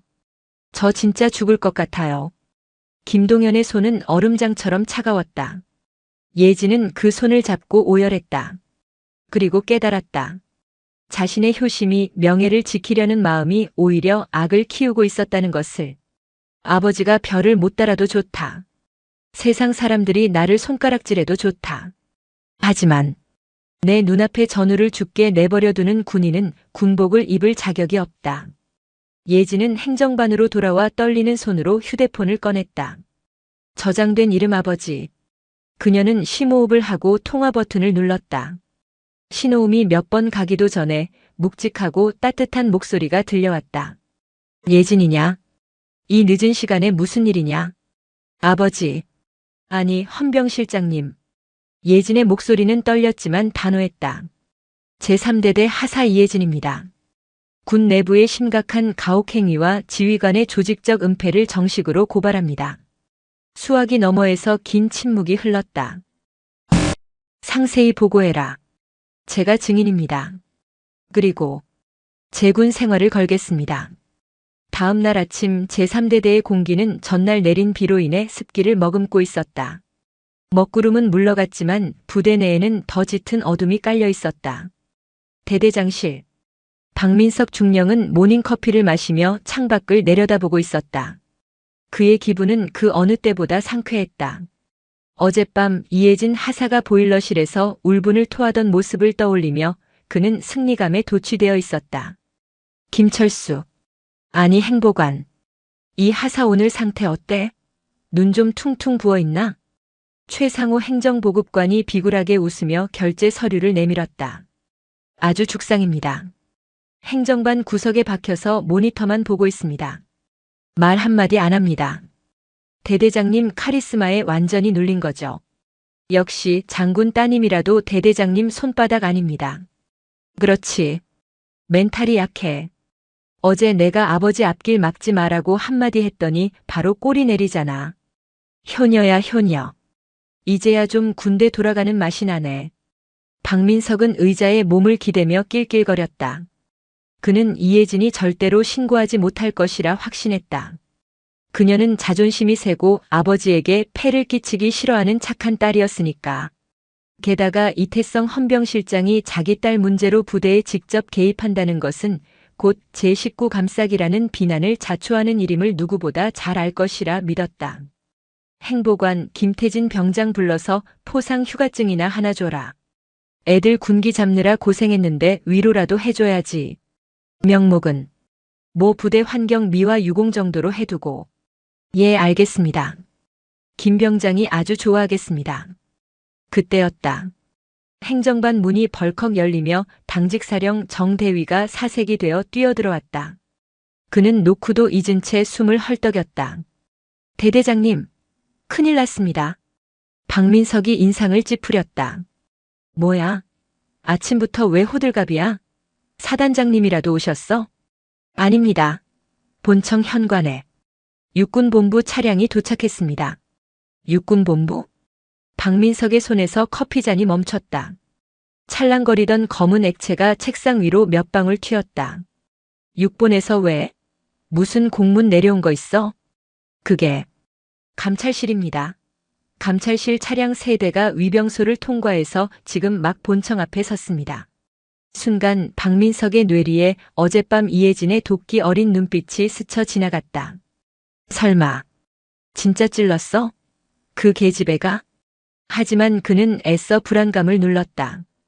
감찰이 나온다고 해도 당장 큰일이 나는 건 아니었다. 그는 서둘러 머리를 굴렸다. 증거는 인멸했다. 김태진과 병사들은 입을 맞췄고 피해자 김동현은 공포에 질려 입도 뻥긋 못할 상태다. 무엇보다 자신에게는 믿는 구석이 있었다. 정대위 진정해. 감찰 좀 나온 거 가지고 쫄기는. 야 행보관, 너 장부 정리 다 해놨지? 예. 아 예. 가라 영수증이랑 이중 장부 다 숨겨놨습니다. 그럼 됐어. 당당하게 나가. 내가 누군데. 이래봬도 육사 인맥 관리 하나는 철저히 했다고. 박민석은 옷매무새를 다듬고 거울을 보며 억지 미소를 지어 보였다. 하지만 거울 속 그의 눈동자는 미세하게 떨리고 있었다. 그는 천천히 1층 로비로 향했다. 계단을 내려가는 그의 발걸음 소리가 유난히 크게 울렸다. 로비에는 검은 양복을 입은 수사관 서너 명과 정복을 갖춰 입은 대령 한 명이 뒷짐을 지고 서 있었다. 대령의 어깨에 박힌 무궁화 3개가 형광등 불빛을 받아 서늘하게 빛나고 있었다. 박민석은 그 대령의 뒷모습을 보자마자 멈칫했다. 익숙한 체구, 익숙한 자세. 대령이 천천히 뒤를 돌았다. 선글라스를 끼고 있었지만 박민석은 그가 누구인지 단번에 알아봤다. 최진혁, 육군본부 감찰과장. 그리고 박민석의 육사 동기이자 생도 시절부터 생사고락을 함께했던 절친한 친구. 진혁이? 박민석의 입에서 안도의 한숨이 터져나왔다. 다행이다. 모르는 사람이 아니라 친구가 왔다. 이건 말이 통한다는 뜻이다. 이태성 실장이 딸의 투정을 듣고 그래도 아는 사람을 보내서 조용히 무마하려는 모양이라고 착각했다. 야, 최진혁. 내가 여긴 웬일이냐? 연락도 없이. 깜짝 놀랐잖아. 박민석은 과장되게 웃으며 두 팔을 벌리고 다가갔다. 야, 이럴 줄 알았으면 미리 회식이라도 준비하는 건데. 잘 지냈냐? 동기 얼굴 보기 힘들다, 야. 하지만 최진혁은 움직이지 않았다. 박민석이 내민 손을 잡지도 웃어주지도 않았다. 선글라스 너머의 시선은 박민석이 아닌 허공 어딘가를 응시하는 듯 냉랭했다. 박민석 중령. 최진혁의 입에서 나온 호칭은 민석아가 아니었다. 사무적이고 건조한 완벽한 타인을 부르는 호칭이었다. 박민석의 표정이 굳어졌다. 야, 너 왜 그래? 장난치지 마. 우리 사이에 무슨 중령이니 대령이니. 공무 수행 중이다. 사적인 대화는 하지 않는다. 최진혁은 박민석의 말을 자르며 옆에 서 있던 수사관에게 짧게 눈짓했다. 수사관이 품에서 붉은색 도장이 찍힌 서류 봉투를 꺼내 박민석의 가슴팍에 내밀었다. 육군본부 특별감찰 지시 제2025-115 제3대대 내 가혹행위 은폐, 직권남용, 업무상 횡령 혐의에 대한 즉각적인 조사 착수를 통보한다. 박민석은 얼떨결에 서류를 받아들었다. 종이의 무게가 천근만근처럼 느껴졌다. 이게 무슨 소리야? 감찰이라니? 야, 진혁아. 나야, 나. 박민석이라고. 안다. 내가 박민석인 거. 최진혁이 선글라스를 벗었다. 드러난 그의 눈에는 분노와 실망, 그리고 깊은 슬픔이 뒤엉켜 있었다. 그래서 내가 온 거다. 다른 사람이 오면 내가 무슨 짓을 할지 모르니까. 최진혁은 뒤에 대기하던 수사관들에게 명령을 내렸다. 그 목소리는 대대청사를 울릴 만큼 단호했다. 지금 즉시 압수수색 시작한다. 대대장실, 행정반, 그리고 지목된 가해 병사들의 생활관까지. 서류 한 장, 메모지 조각 하나 남기지 말고 싹 다 확보해. 디지털 포렌식 팀은 서버실 장악하고 CCTV 원본부터 따. 예, 알겠습니다. 야, 잠깐만. 최진혁, 너 미쳤어? 박민석이 최진혁의 앞을 막아섰다. 이거 보복감찰이지? 이혜진 하사가 찔렀지? 아빠 백 믿고 지휘관 담그려고 작정한 거잖아. 너도 알잖아. 이태성 장군님이 딸내미 부탁받고 이러는 거면 이거 직권남용이야. 내가 가만히 있을 것 같아? 박민석은 악을 썼다. 로비에 있던 병사들이 겁에 질려 쳐다보았지만 그는 아랑곳하지 않았다. 그는 끝까지 자신의 죄를 보지 못하고 장군 딸의 횡포라는 프레임을 씌워 상황을 모면하려 했다. 최진혁은 그런 박민석을 물끄러미 내려다보았다. 마치 썩어버린 고목을 바라보는 눈빛이었다. 올라가자. 대대장실에서 얘기해. 병사들 보기에 부끄럽지도 않냐. 대대장실 문이 닫히자마자 무거운 침묵이 내려앉았다. 밖에서는 수사관들이 서류함을 뒤집는 소리와 고함이 들려왔지만 방 안은 진공 상태처럼 고요했다. 최진혁 대령은 소파에 앉지 않았다. 그는 박민석의 책상 위에 어지럽게 널린 골프 잡지와 수북한 담배꽁초를 혐오스러운 눈빛으로 훑어보았다. 진혁아. 박민석이 비굴한 목소리로 침묵을 깼다. 그는 땀을 뻘뻘 흘리며 냉장고에서 음료수를 꺼내려 했다. 일단 좀 앉아. 이거 마시면서 얘기하자.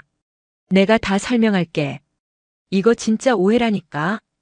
애들 군기 좀 잡으려고 한 건데 이 하사가 곱게 자라서 과민 반응한 거야. 내가 장군님 따님이라고 뒤에서 얼마나 챙겨줬는데. 배은망덕도 유분수지. 손 치워. 최진혁이 박민석의 손을 차갑게 쳐냈다. 음료수 캔이 바닥에 뒹굴었다.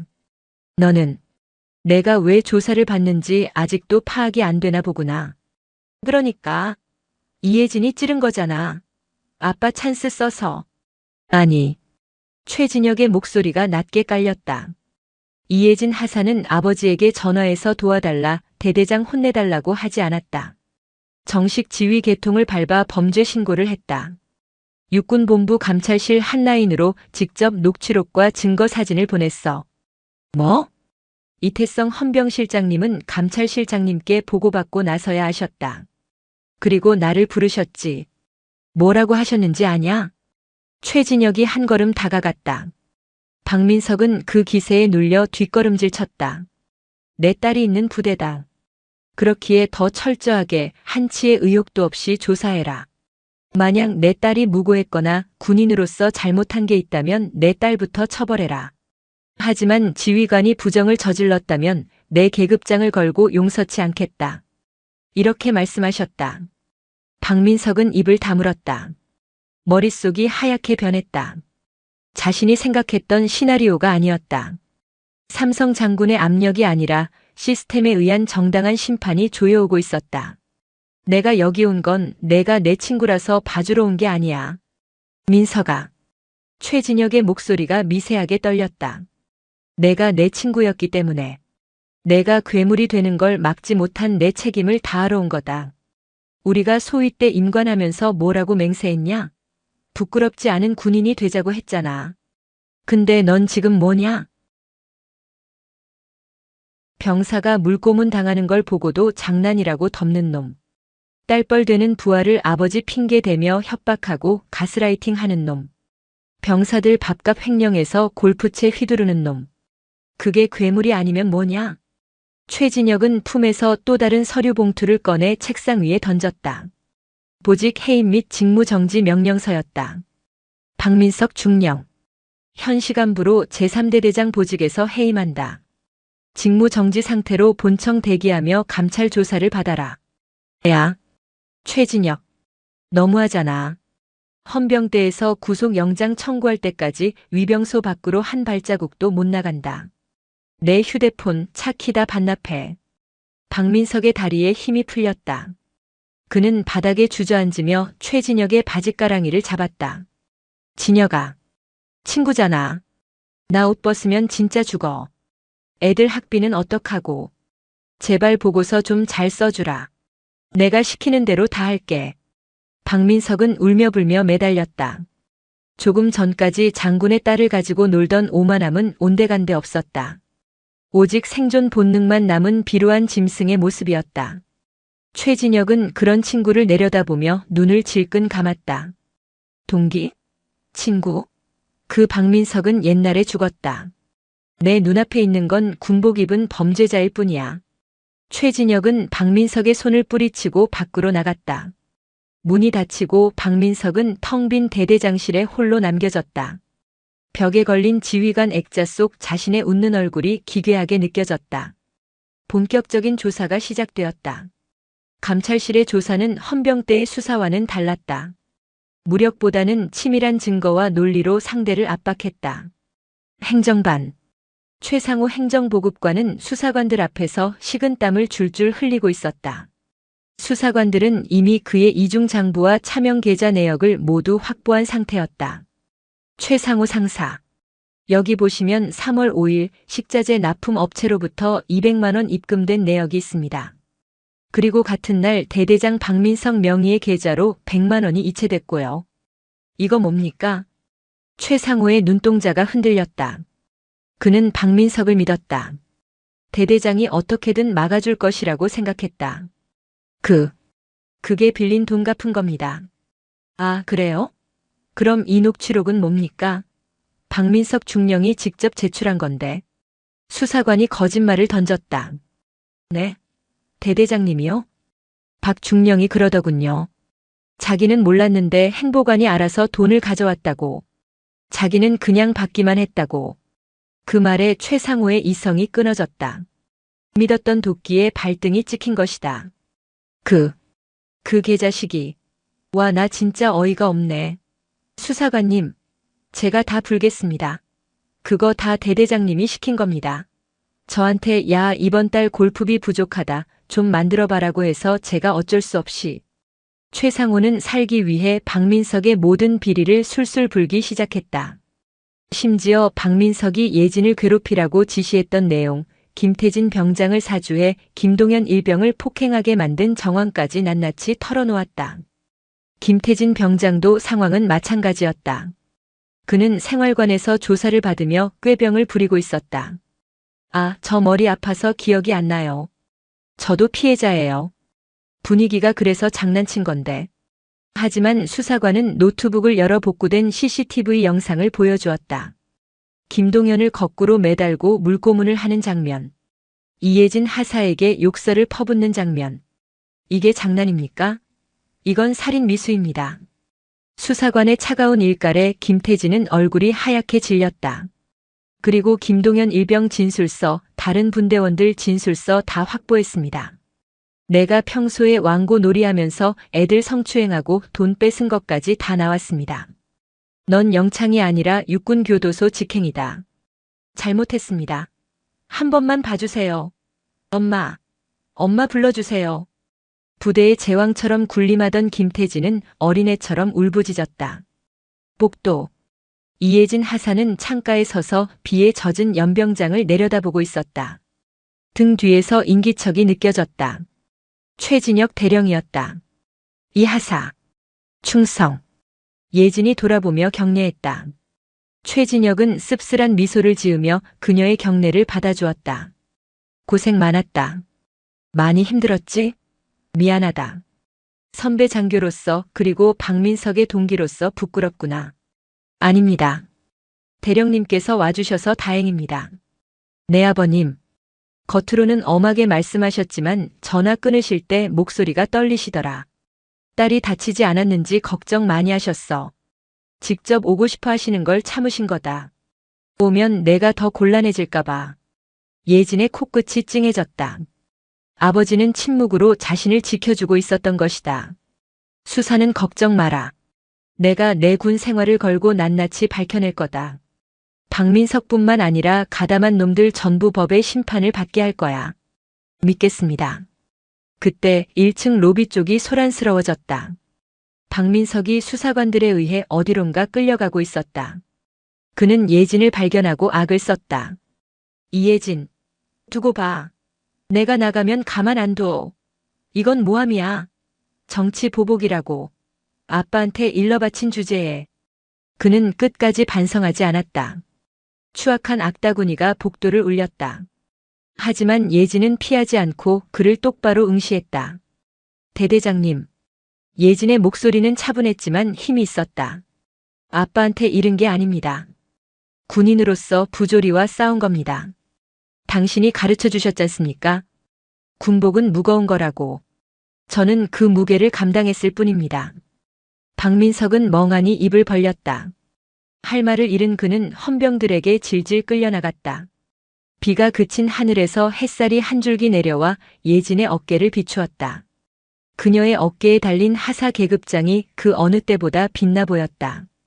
육군본부 감찰실 별관 조사본부. 이곳은 헌병대의 유치장과는 또 다른 종류의 공포가 지배하는 공간이었다. 물리적인 압박보다는 차가운 팩트와 증거로 사람의 인생을 해부하는 수술실에 가까웠다. 창문 하나 없는 회색 벽 윙윙 돌아가는 환풍기 소리, 그리고 타닥타닥거리는 수사관의 타자 소리만이 정막을 깨고 있었다. 제1조사실. 박민석 중령은 직무정지 상태로 피조사자석에 앉아 있었다. 며칠 사이 그의 얼굴은 10년은 늙어 보였다. 기름졌던 피부는 푸석해졌고 눈 밑에는 검은 그늘이 턱까지 내려와 있었다. 그의 맞은편에는 낯선 감찰관이 아닌 그의 동기이자 육군본부 감찰과장인 최진혁 대령이 앉아 있었다. 이것은 배려가 아니었다. 가장 잘 아는 사람이 가장 아픈 환부를 도려내겠다는 잔인한 예고였다. 박민석 중령. 최진혁이 두꺼운 서류철을 책상 위에 쿵소리 나게 내려놓았다. 너는 내가 꽤 똑똑한 지휘관이라고 생각했겠지. 사고 터지면 행보관 시켜서 덮고 돈 필요하면 가라 영수증 만들어서 빼돌리고. 그게 관행이라고 믿었을 테고. 박민석은 마른 입술을 혀로 축였다. 그는 여전히 억울하다는 표정을 지우지 않았다. 진혁아. 아니 과장님. 오해라니까요. 그게 다 행보관 그놈이 알아서 한 거지. 저는 결제 도장만 찍었습니다. 지휘관이 실무를 어떻게 다 합니까? 도장? 그래. 내 도장이 찍힌 문서가 여기 100건이 넘어. 최상우 상사가 바보냐? 지 혼자 독박 쓸 짓을 하게. 내가 지시한 녹취록 최 상사가 다 제출했다. 최진혁이 노트북을 돌려 화면을 보여주었다. 디지털 포렌식으로 복구된 카카오톡 대화 내용이었다. 박민석 야 행보관. 이번에 골프채 바꿔야 하는데 부식비 좀 남지 않냐? 애들 닭 좀 덜 먹이고 싼 걸로 돌려. 어차피 걔들은 맛 구분도 못해. 최상우 대대장님 저번에도 그래서 취사병들이 불만 가졌는데. 이번엔 좀 위험. 박민석 시끄러워. 시키면 해. 걸리면 내가 책임질 테니까. 박민석의 얼굴이 흑빛으로 변했다. 에이. 이건 조작이야. 최상우가 꾸민 거라고. 병사들 먹이는 밥값 건드려서 골프채를 사? 내가 사람이냐? 그러고도 내가 장군 되기를 바랐어? 최진혁의 호통에 박민석은 고개를 떨구었다. 하지만 그의 눈은 반성이 아닌 빠져나갈 구멍을 찾느라 바쁘게 돌아가고 있었다. 진혁아. 나 한 번만 봐줘라. 나 옷 벗으면 할 게 없어. 애들도 크고 대출금도 산더미야. 너랑 나랑 GOP에서 뽀글이 끓여 먹던 정을 생각해서라도 제발. 박민석은 자리에서 일어나 최진혁의 손을 잡으려 했다. 하지만 최진혁은 싸늘한 눈빛으로 그를 밀어냈다. 그 손 치워. 더러우니까. 정을 생각해서 내가 직접 조사하는 거다. 딴 놈한테 걸렸으면 넌 벌써 구속영장 청구됐어. 여기서 사실대로 다 불고 법의 심판을 받는 게 그나마 내가 살 길이다. 한편 제2조사실 행정보급관 최상호 상사는 이미 이성을 잃은 상태였다. 그는 자신이 살기 위해 대대장을 믿었지만 감찰관이 들려준 박민석의 진술 내용을 듣고 배신감에 치를 떨었다. 최상호 상사. 박민석 중령 진술에 따르면 모든 횡령과 가혹행위 은폐는 당신이 주도했고 자신은 보고받지 못했다고 하던데. 맞습니까? 뭐라고요? 그 새끼가 그래요? 와, 나 진짜 어이가 없네. 최상호가 책상을 쾅 내리쳤다. 수사관님, 제가 다 불겠습니다. 박민석 그 인간 작년에 부대 공사비 리베이트 받은 것도 있어요. 의병소 공사할 때 업자한테 500만 원 현금으로 받은 거 제가 직접 받습니다. 그리고 병사들 휴가증 팔아서 뒷돈 챙긴 것도 대대장이 시킨 겁니다. 증거 있습니까? 제 휴대폰 비밀 폴더에 다 있습니다. 그 인간이랑 통화한 거 자동 녹음 다 돼 있다고요. 저 혼자 죽을 순 없어요. 그 인간 완전 쓰레기라고요. 서로가 서로의 목을 조르는 추악한 폭로전. 그들이 전우회라고 포장했던 것은 이익을 공유할 때만 유효한 범죄 카르텔에 불과했다. 이익이 사라지고 처벌의 공포가 닥치자 그들은 굶주린 늑대떼처럼 서로를 물어뜯기 시작했다. 제3조사실의 김태진 병장은 상황이 심각함을 인지하고 울고불고 난리를 치고 있었다. 저 집에 갈래요. 엄마 불러주세요. 저 저녁 얼마 안 남았단 말이에요. 조용히 해. 여기가 내 안방이야? 수사관이 서류철로 책상을 내리쳤다. 너 때문에 정신과 치료받고 있는 김동현 일병 생각은 안 나냐? 내가 물고문하고 구타할 때 걔는 얼마나 집에 가고 싶었을까? 장난이었다니까요. 다들 그렇게 군 생활했어요. 왜 저한테만 그러세요? 대대장님도 다 알고 계셨단 말이에요. 그래, 대대장도 알았겠지.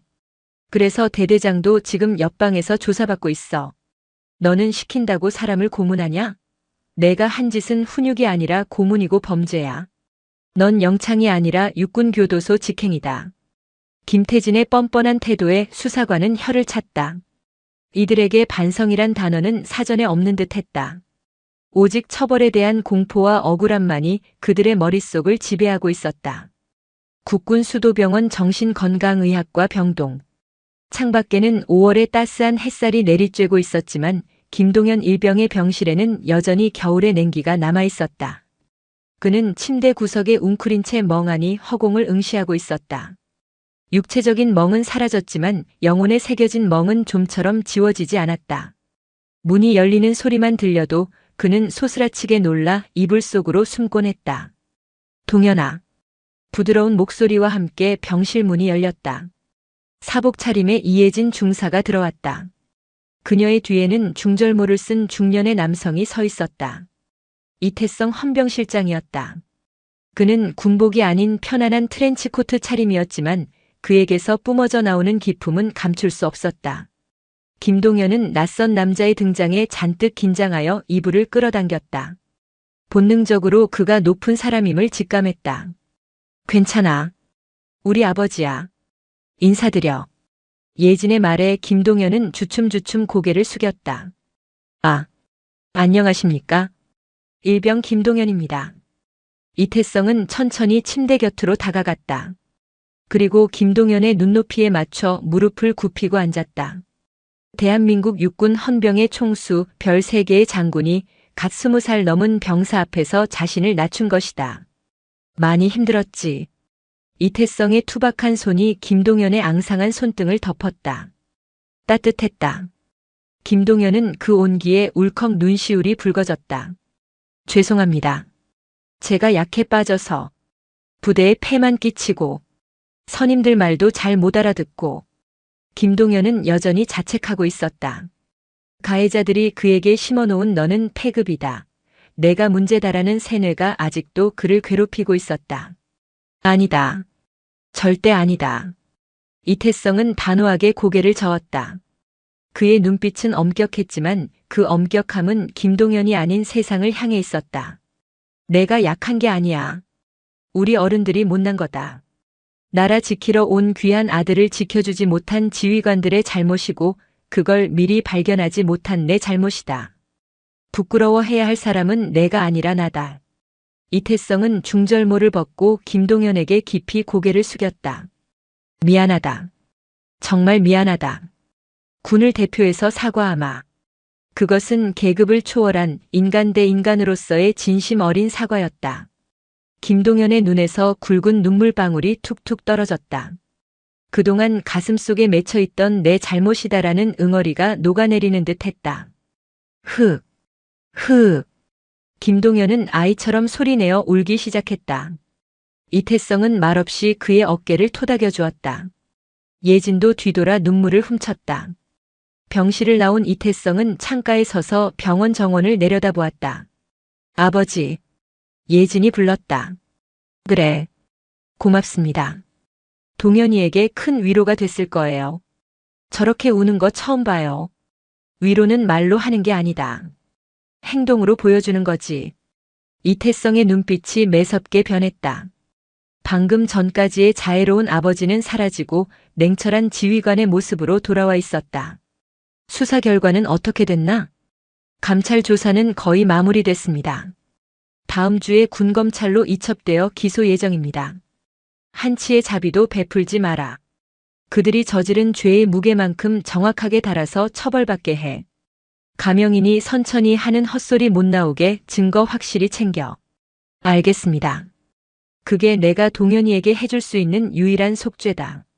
그리고 이태성은 딸을 바라보았다. 너도 고생했다. 내가 아니었으면 저 아이는 죽었을지도 모른다. 내가 살린 거다. 예진은 고개를 끄덕였다.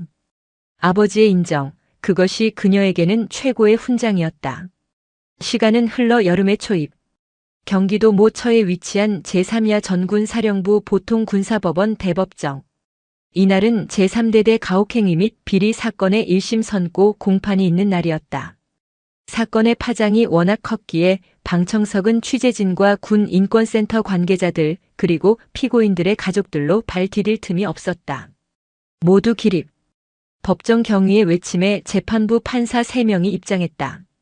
엄숙한 침묵이 법정을 짓눌렀다.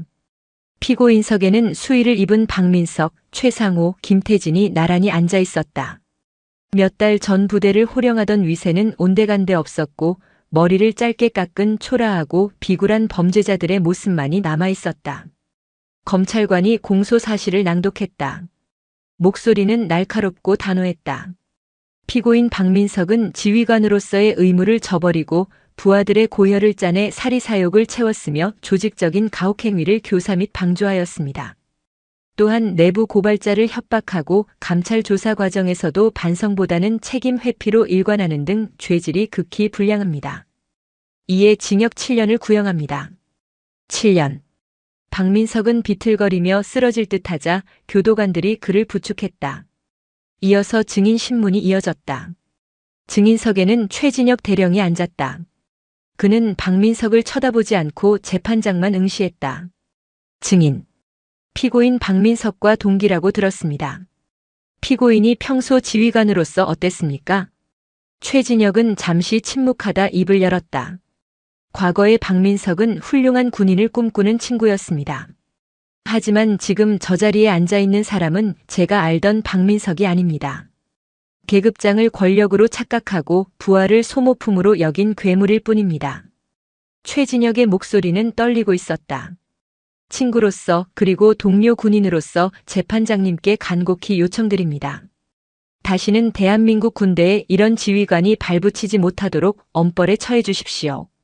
그것만이 피고인이 군인으로서 마지막 명예를 지키는 길입니다. 박민석은 최진혁의 증언에 고개를 들지 못했다. 짐승 같은 흐느낌 소리가 피고인석에서 새어나왔다. 오랜 심리 끝에 재판장이 판결문을 집어들었다. 법정 안의 공기가 팽팽하게 당겨졌다. 주문. 피고인 박민석을 징역 5년에 처한다. 또한 군인사법 제40조에 의거하여 제적하며 이로 인해 피고인의 퇴역연금 수급권은 박탈된다. 그 순간 박민석이 비명을 지르며 자리에서 튀어올랐다. 연금 박탈. 그는 판결 내용 중 징역보다 연금이라는 단어에 반응했다. 재판장님, 안 됩니다. 제가 30년을 군에 바쳤습니다. 연금은 제 노후입니다. 차라리 징역을 더 살겠습니다. 돈만은 주셔야죠. 그는 미친 사람처럼 절규했다. 이태성 장군이 시킨 겁니까? 이거 정치 보복입니다. 내 돈 내놔. 내 연금 내놓으라고. 그의 외침은 처절하다 못해 추악했다. 명예도 계급도 친구도 잃은 그가 마지막까지 붙잡고 싶었던 것은 결국 돈이었다. 그의 바닥을 본 방청객들은 혀를 찼다. 헌병들이 그를 강제로 끌어내렸다. 나, 이거 놓으라고. 내가 누군지 알아? 나 대대장이야. 박민석의 목소리는 법정 문이 닫히면서 끊어졌다. 다음. 피고인 최상호. 징역 3년에 처한다. 피고인 김태진. 징역 4년에 처한다. 땅. 법봉 소리가 3번 울렸다. 방청석에서는 안도의 한숨과 박수가 터져나왔다. 정의가 승리하는 순간이었다. 최상호는 가족들을 보며 오열했고 김태진은 바닥에 주저앉아 멍하니 천장만 바라보았다. 그들이 쌓아 올린 견고한 악의 성은 파도 한 번의 흔적도 없이 사라졌다. 방청석 맨 뒤에 앉아있던 이혜진 중사는 조용히 자리에서 일어났다. 그녀의 표정은 담담했다. 승리의 기쁨보다는 이 당연한 결과를 얻기 위해 흘려야 했던 수많은 땀과 눈물이 떠올라 가슴이 먹먹했다. 그녀는 법정을 나서며 푸른 하늘을 올려다보았다. 긴 싸움이 끝났다. 이제 돌아가야 할 곳은 다시 그녀의 부대 제3대대였다. 하지만 그곳은 이제 더 이상 지옥이 아닐 것이다. 계절은 어김없이 돌아와 가막산 자락에도 봄이 찾아왔다. 살을 애는 듯한 칼바람이 불던 제3대대 연병장 주변에는 철쭉이 붉게 타오르고 있었고 앙상했던 나뭇가지에는 연두빛 새순이 돋아나고 있었다. 부대의 풍경은 1년 전 그 지옥 같던 시절과는 완전히 달라져 있었다. 가장 먼저 눈에 띄는 것은 건물이었다. 음습하고 곰팡이 냄새가 진동하던 구형 막사는 리모델링을 거쳐 산뜻하게 변했고 김동현 일병이 고통받았던 그 악명 높은 보일러실 옆 창고는 철거되었다. 그 자리에는 병사들이 일과 후 책을 읽거나 차를 마실 수 있는 비룡 북카페가 들어섰다. 하지만 건물보다 더 크게 변한 것은 그 안에서 살아가는 사람들이었다. 점심시간 연병장에서는 병사들이 335 모여 족구를 하고 있었다. 김상병님, 공 갑니다. 나이스. 야, 이일병. 수비 좋았어. 실수했다고 욕설이 날아오거나 정강이를 걷어차는 일은 없었다. 계급에 상관없이 서로 존댓말을 쓰고 웃음소리가 끊이지 않았다. 박민석 대대장이 심어놓았던 공포와 불신, 그리고 약육강식의 논리는 완전히 사라졌다. 그 빈자리를 전우회라는 이름의 신뢰가 채우고 있었다. 행정반. 이혜진 중사는 자리에 앉아 업무 일지를 검토하고 있었다. 그녀의 어깨에는 이제 하사 계급장이 아닌 초록색 견장과 함께 중사 계급장이 달려 있었다. 사건 해결 이후 그녀의 공로가 인정되어 특진한 결과였다. 중사님, 이번 주 교육훈련 계획표입니다. 확인 부탁드립니다. 새로 전입 온 신임 소위가 깍듯하게 서류를 내밀었다. 예진은 꼼꼼하게 서류를 훑어보았다. 소위님, 여기 야간 순찰 코스 말입니다. 사각지대가 좀 있는데 이쪽으로 동선을 바꾸는 게 어떨까요? 병사들 안전 문제도 있고요. 아, 그렇군요. 미처 생각 못했습니다. 역시 중사님이십니다. 바로 수정하겠습니다. 예진은 이제 부대 내에서 독사나 장군의 딸이라는 꼬리표 대신 부대원들이 가장 믿고 의지하는 큰 누나이자 멘토로 불리고 있었다. 그녀는 자신이 겪었던 부당함을 대물림하지 않기 위해 신임 하사들이나 병사들의 고충을 누구보다 먼저 듣고 해결해 주었다. 오후 2시 위병소에서 인터폰이 울렸다. 충성. 행정반입니다. 위병소장이다. 이혜진 중사님 면회객 오셨다. 면회객입니까? 누구십니까? 예비역이라고 하는데. 이름이 김동현이다. 예진의 손이 잠시 멈췄다. 김동현. 잊을래야 잊을 수 없는 이름. 그녀는 하던 일을 멈추고 모자를 고쳐 쓴 뒤 위병소로 향했다. 발걸음이 나도 모르게 빨라졌다. 위병소 앞 벤치. 말끔한 셔츠에 면바지를 입은 청년이 등을 보이고 앉아 있었다. 예진이 다가가자 청년이 벌떡 일어나며 장난스럽게 경례를 붙였다. 충성. 예비역 병장. 아니, 영원한 일병 김동현. 이예진 중사님께 신고합니다. 김동현이었다. 예진은 잠시 말을 잇지 못했다. 1년 전 병원 침대에서 웅크리고 울던 그 나약하고 상처투성이었던 청년은 없었다. 햇볕에 적당히 그을린 건강한 피부, 자신감 넘치는 눈빛, 그리고 무엇보다 환한 미소. 그는 완전히 다른 사람이 되어 있었다. 자세 나오는데? 어서 와라. 예진은 활짝 웃으며 김동현의 어깨를 툭 쳤다. 잘 지냈어? 얼굴이 아주 훤하다. 다 중사님 덕분입니다. 학교 복학해서 정신없이 지내고 있습니다. 두 사람은 부대 내에 새로 생긴 카페에 앉았다. 박민석 대대장이 장군 딸이라며 비꼬면서 주던 믹스커피가 아니라 시원한 아이스 아메리카노가 놓여 있었다. 공부는 할 만하고? 네. 저 법학과로 전과했습니다. 법학? 갑자기? 김동현의 눈빛이 진지해졌다. 저처럼 억울한 일 당하는 군인들 없게 돕고 싶어서요. 군 인권센터에서 봉사활동도 하고 있습니다. 나중에 인권 변호사가 되는 게 꿈입니다. 제가 겪은 지옥을 다른 후배들은 겪지 않게 하고 싶습니다. 김동현의 목소리에는 힘이 있었다. 그것은 단순한 다짐이 아니라 고통을 이겨낸 사람만이 가질 수 있는 단단한 신념이었다. 예진은 가슴 한구석이 뭉클해지는 것을 느꼈다. 자신이 목숨 걸고 지킨 것이 헛되지 않았음을 확인하는 순간이었다. 멋지네. 나중에 나 사고 치면 내가 변호해줘야겠다. 에이, 중사님이 사고 칠 일이 뭐가 있습니까? 악당들 때려잡느라 바쁘실 텐데. 제가 변호사 되면 우리 부대 무료 법률 상담부터 하겠습니다. 박민석 같은 인간이 또 나오면 제가 법적으로 아주 박살을 내놓겠습니다. 그래. 든든하다. 꼭 훌륭한 변호사 되라. 중사님도요. 꼭 최고의 부사관이 되셔서 이 나라 지켜주십시오. 중사님 같은 분이 계셔야 저희 같은 예비역들도 발 뻗고 잡니다. 두 사람은 서로를 보며 환하게 웃었다. 그 웃음소리가 봄바람을 타고 철쭉이 만개한 연병장 너머로 퍼져나갔다. 김동현을 배웅하고 돌아오는 길, 해가 뉘엿뉘엿 저물어가고 있었다. 본청 앞에 낯익은 검은색 세단 한 대가 조용히 주차되어 있었다. 성판도 경광등도 없는 일반 차량이었다. 차 문이 열리고 중절모를 쓴 중년의 신사가 내렸다. 이태성 헌병실장이었다.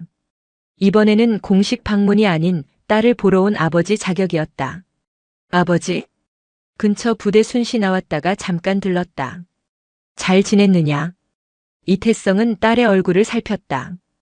1년 전 도끼 서려있던 눈빛은 사라지고 여유와 깊이가 생긴 딸의 모습에 그는 안도했다. 네. 잘 지냅니다. 방금 동현이도 다녀갔어요. 그래? 그 친구는 좀 어떻더냐? 아주 건강합니다. 변호사가 되겠다고 하네요. 기특하구나. 상처가 흉터로 남지 않고 훈장이 되었어. 이태성은 뒷짐을 지고 연병장을 천천히 걸었다. 예진도 아버지의 발걸음에 맞춰 나란히 걸었다. 붉은 노을이 부대를 황금빛으로 물들이고 있었다. 예진아, 내 아버지. 기억하느냐? 내가 처음 임관했을 때 내가 했던 말. 네. 군복은 수의와 같으니 언제든 죽을 각오로 입으라고 하셨죠. 이태성은 고개를 끄덕였다. 그리고 딸의 어깨에 손을 얹었다. 하나 더 있다. 군복은 무겁다. 계급장이 하나 늘어날수록 그 무게는 천근만근이 되지. 박민석은 그 무게를 견디지 못하고 권력이라는 지팡이에 기대려다 넘어진 거다. 이태성은 딸의 어깨에 달린 중사 계급장을 자랑스럽게 어루만졌다. 하지만 너는 그 무게를 견뎠다. 아비의 도움 없이 내 스스로의 힘으로 불의와 싸워 이겼고 부하를 지켜냈다. 나는 헌병실장으로서가 아니라 너의 아버지로서 그리고 선배 군인으로서 내가 진심으로 자랑스럽다. 예진의 눈시울이 뜨거워졌다. 그 어떤 훈장보다 값진 아버지의 인정이었다. 감사합니다. 아버지 부끄럽지 않은 군인이 되겠습니다. 그래. 그거면 됐다. 근데 내 엄마가 자꾸 묻더구나. 부대엔 괜찮은 놈 없냐고. 이번 주말에 선이라도 좀. 아, 아버지. 진짜 왜 그러세요? 저 일이랑 결혼했습니다. 허허, 녀석 참. 일이랑 결혼하면 손주는 누가 낳아주나. 엄숙했던 장군과 강인한 중사는 어느새 평범한 부녀가 되어 티격태격하며 웃었다. 그때였다. 부대 방송실에서 애국가가 울려 퍼지기 시작했다. 국기 하강식 시간이었다. 국기에 대하여 경례. 연병장에서 족구를 하던 병사들도, 길을 걷던 간부들도, 그리고 예진과 이태성도 모두 멈춰섰다. 그들은 사령부 계양대에서 천천히 내려오는 태극기를 향해 몸을 돌렸다. 착! 일제히 올라가는 거수경례. 예진은 손끝을 눈썹 끝에 맞추고 태극기를 응시했다. 1년 전 이곳의 경례는 공포에 질린 생존의 몸짓이었다. 대대장의 눈치를 보고 선임병의 폭력이 두려워 억지로 하던 굴종의 행위였다. 하지만 지금은 달랐다. 예진의 눈에 비친 병사들의 눈빛은 살아있었다. 내 옆에 전우를 믿고 나를 지켜주는 지휘관을 신뢰하며 내가 지키는 이 나라를 사랑하는 마음. 그것은 누구의 강요도 아닌 스스로 우러나오는 진짜 충성심이었다. 정의는 때로 더디게 오지만 반드시 온다. 예진은 마음속으로 되뇌었다. 태극기가 완전히 내려오고 애국가의 마지막 소절이 가막산 자락에 잦아들었다. 바로. 병사들은 다시 밝게 웃으며 생활관으로 뛰어갔고 예진은 아버지와 마주보며 미소 지었다. 가막산의 겨울은 길고 혹독했지만 결국 봄은 왔다. 그리고 그 봄은 그 어느 때보다 찬란하고 따뜻했다. 이예진 중사는 다시 한번 군화끈을 단단히 조염했다. 그녀가 걸어가야 할 군인의 길은 이제 막 시작되었으니까.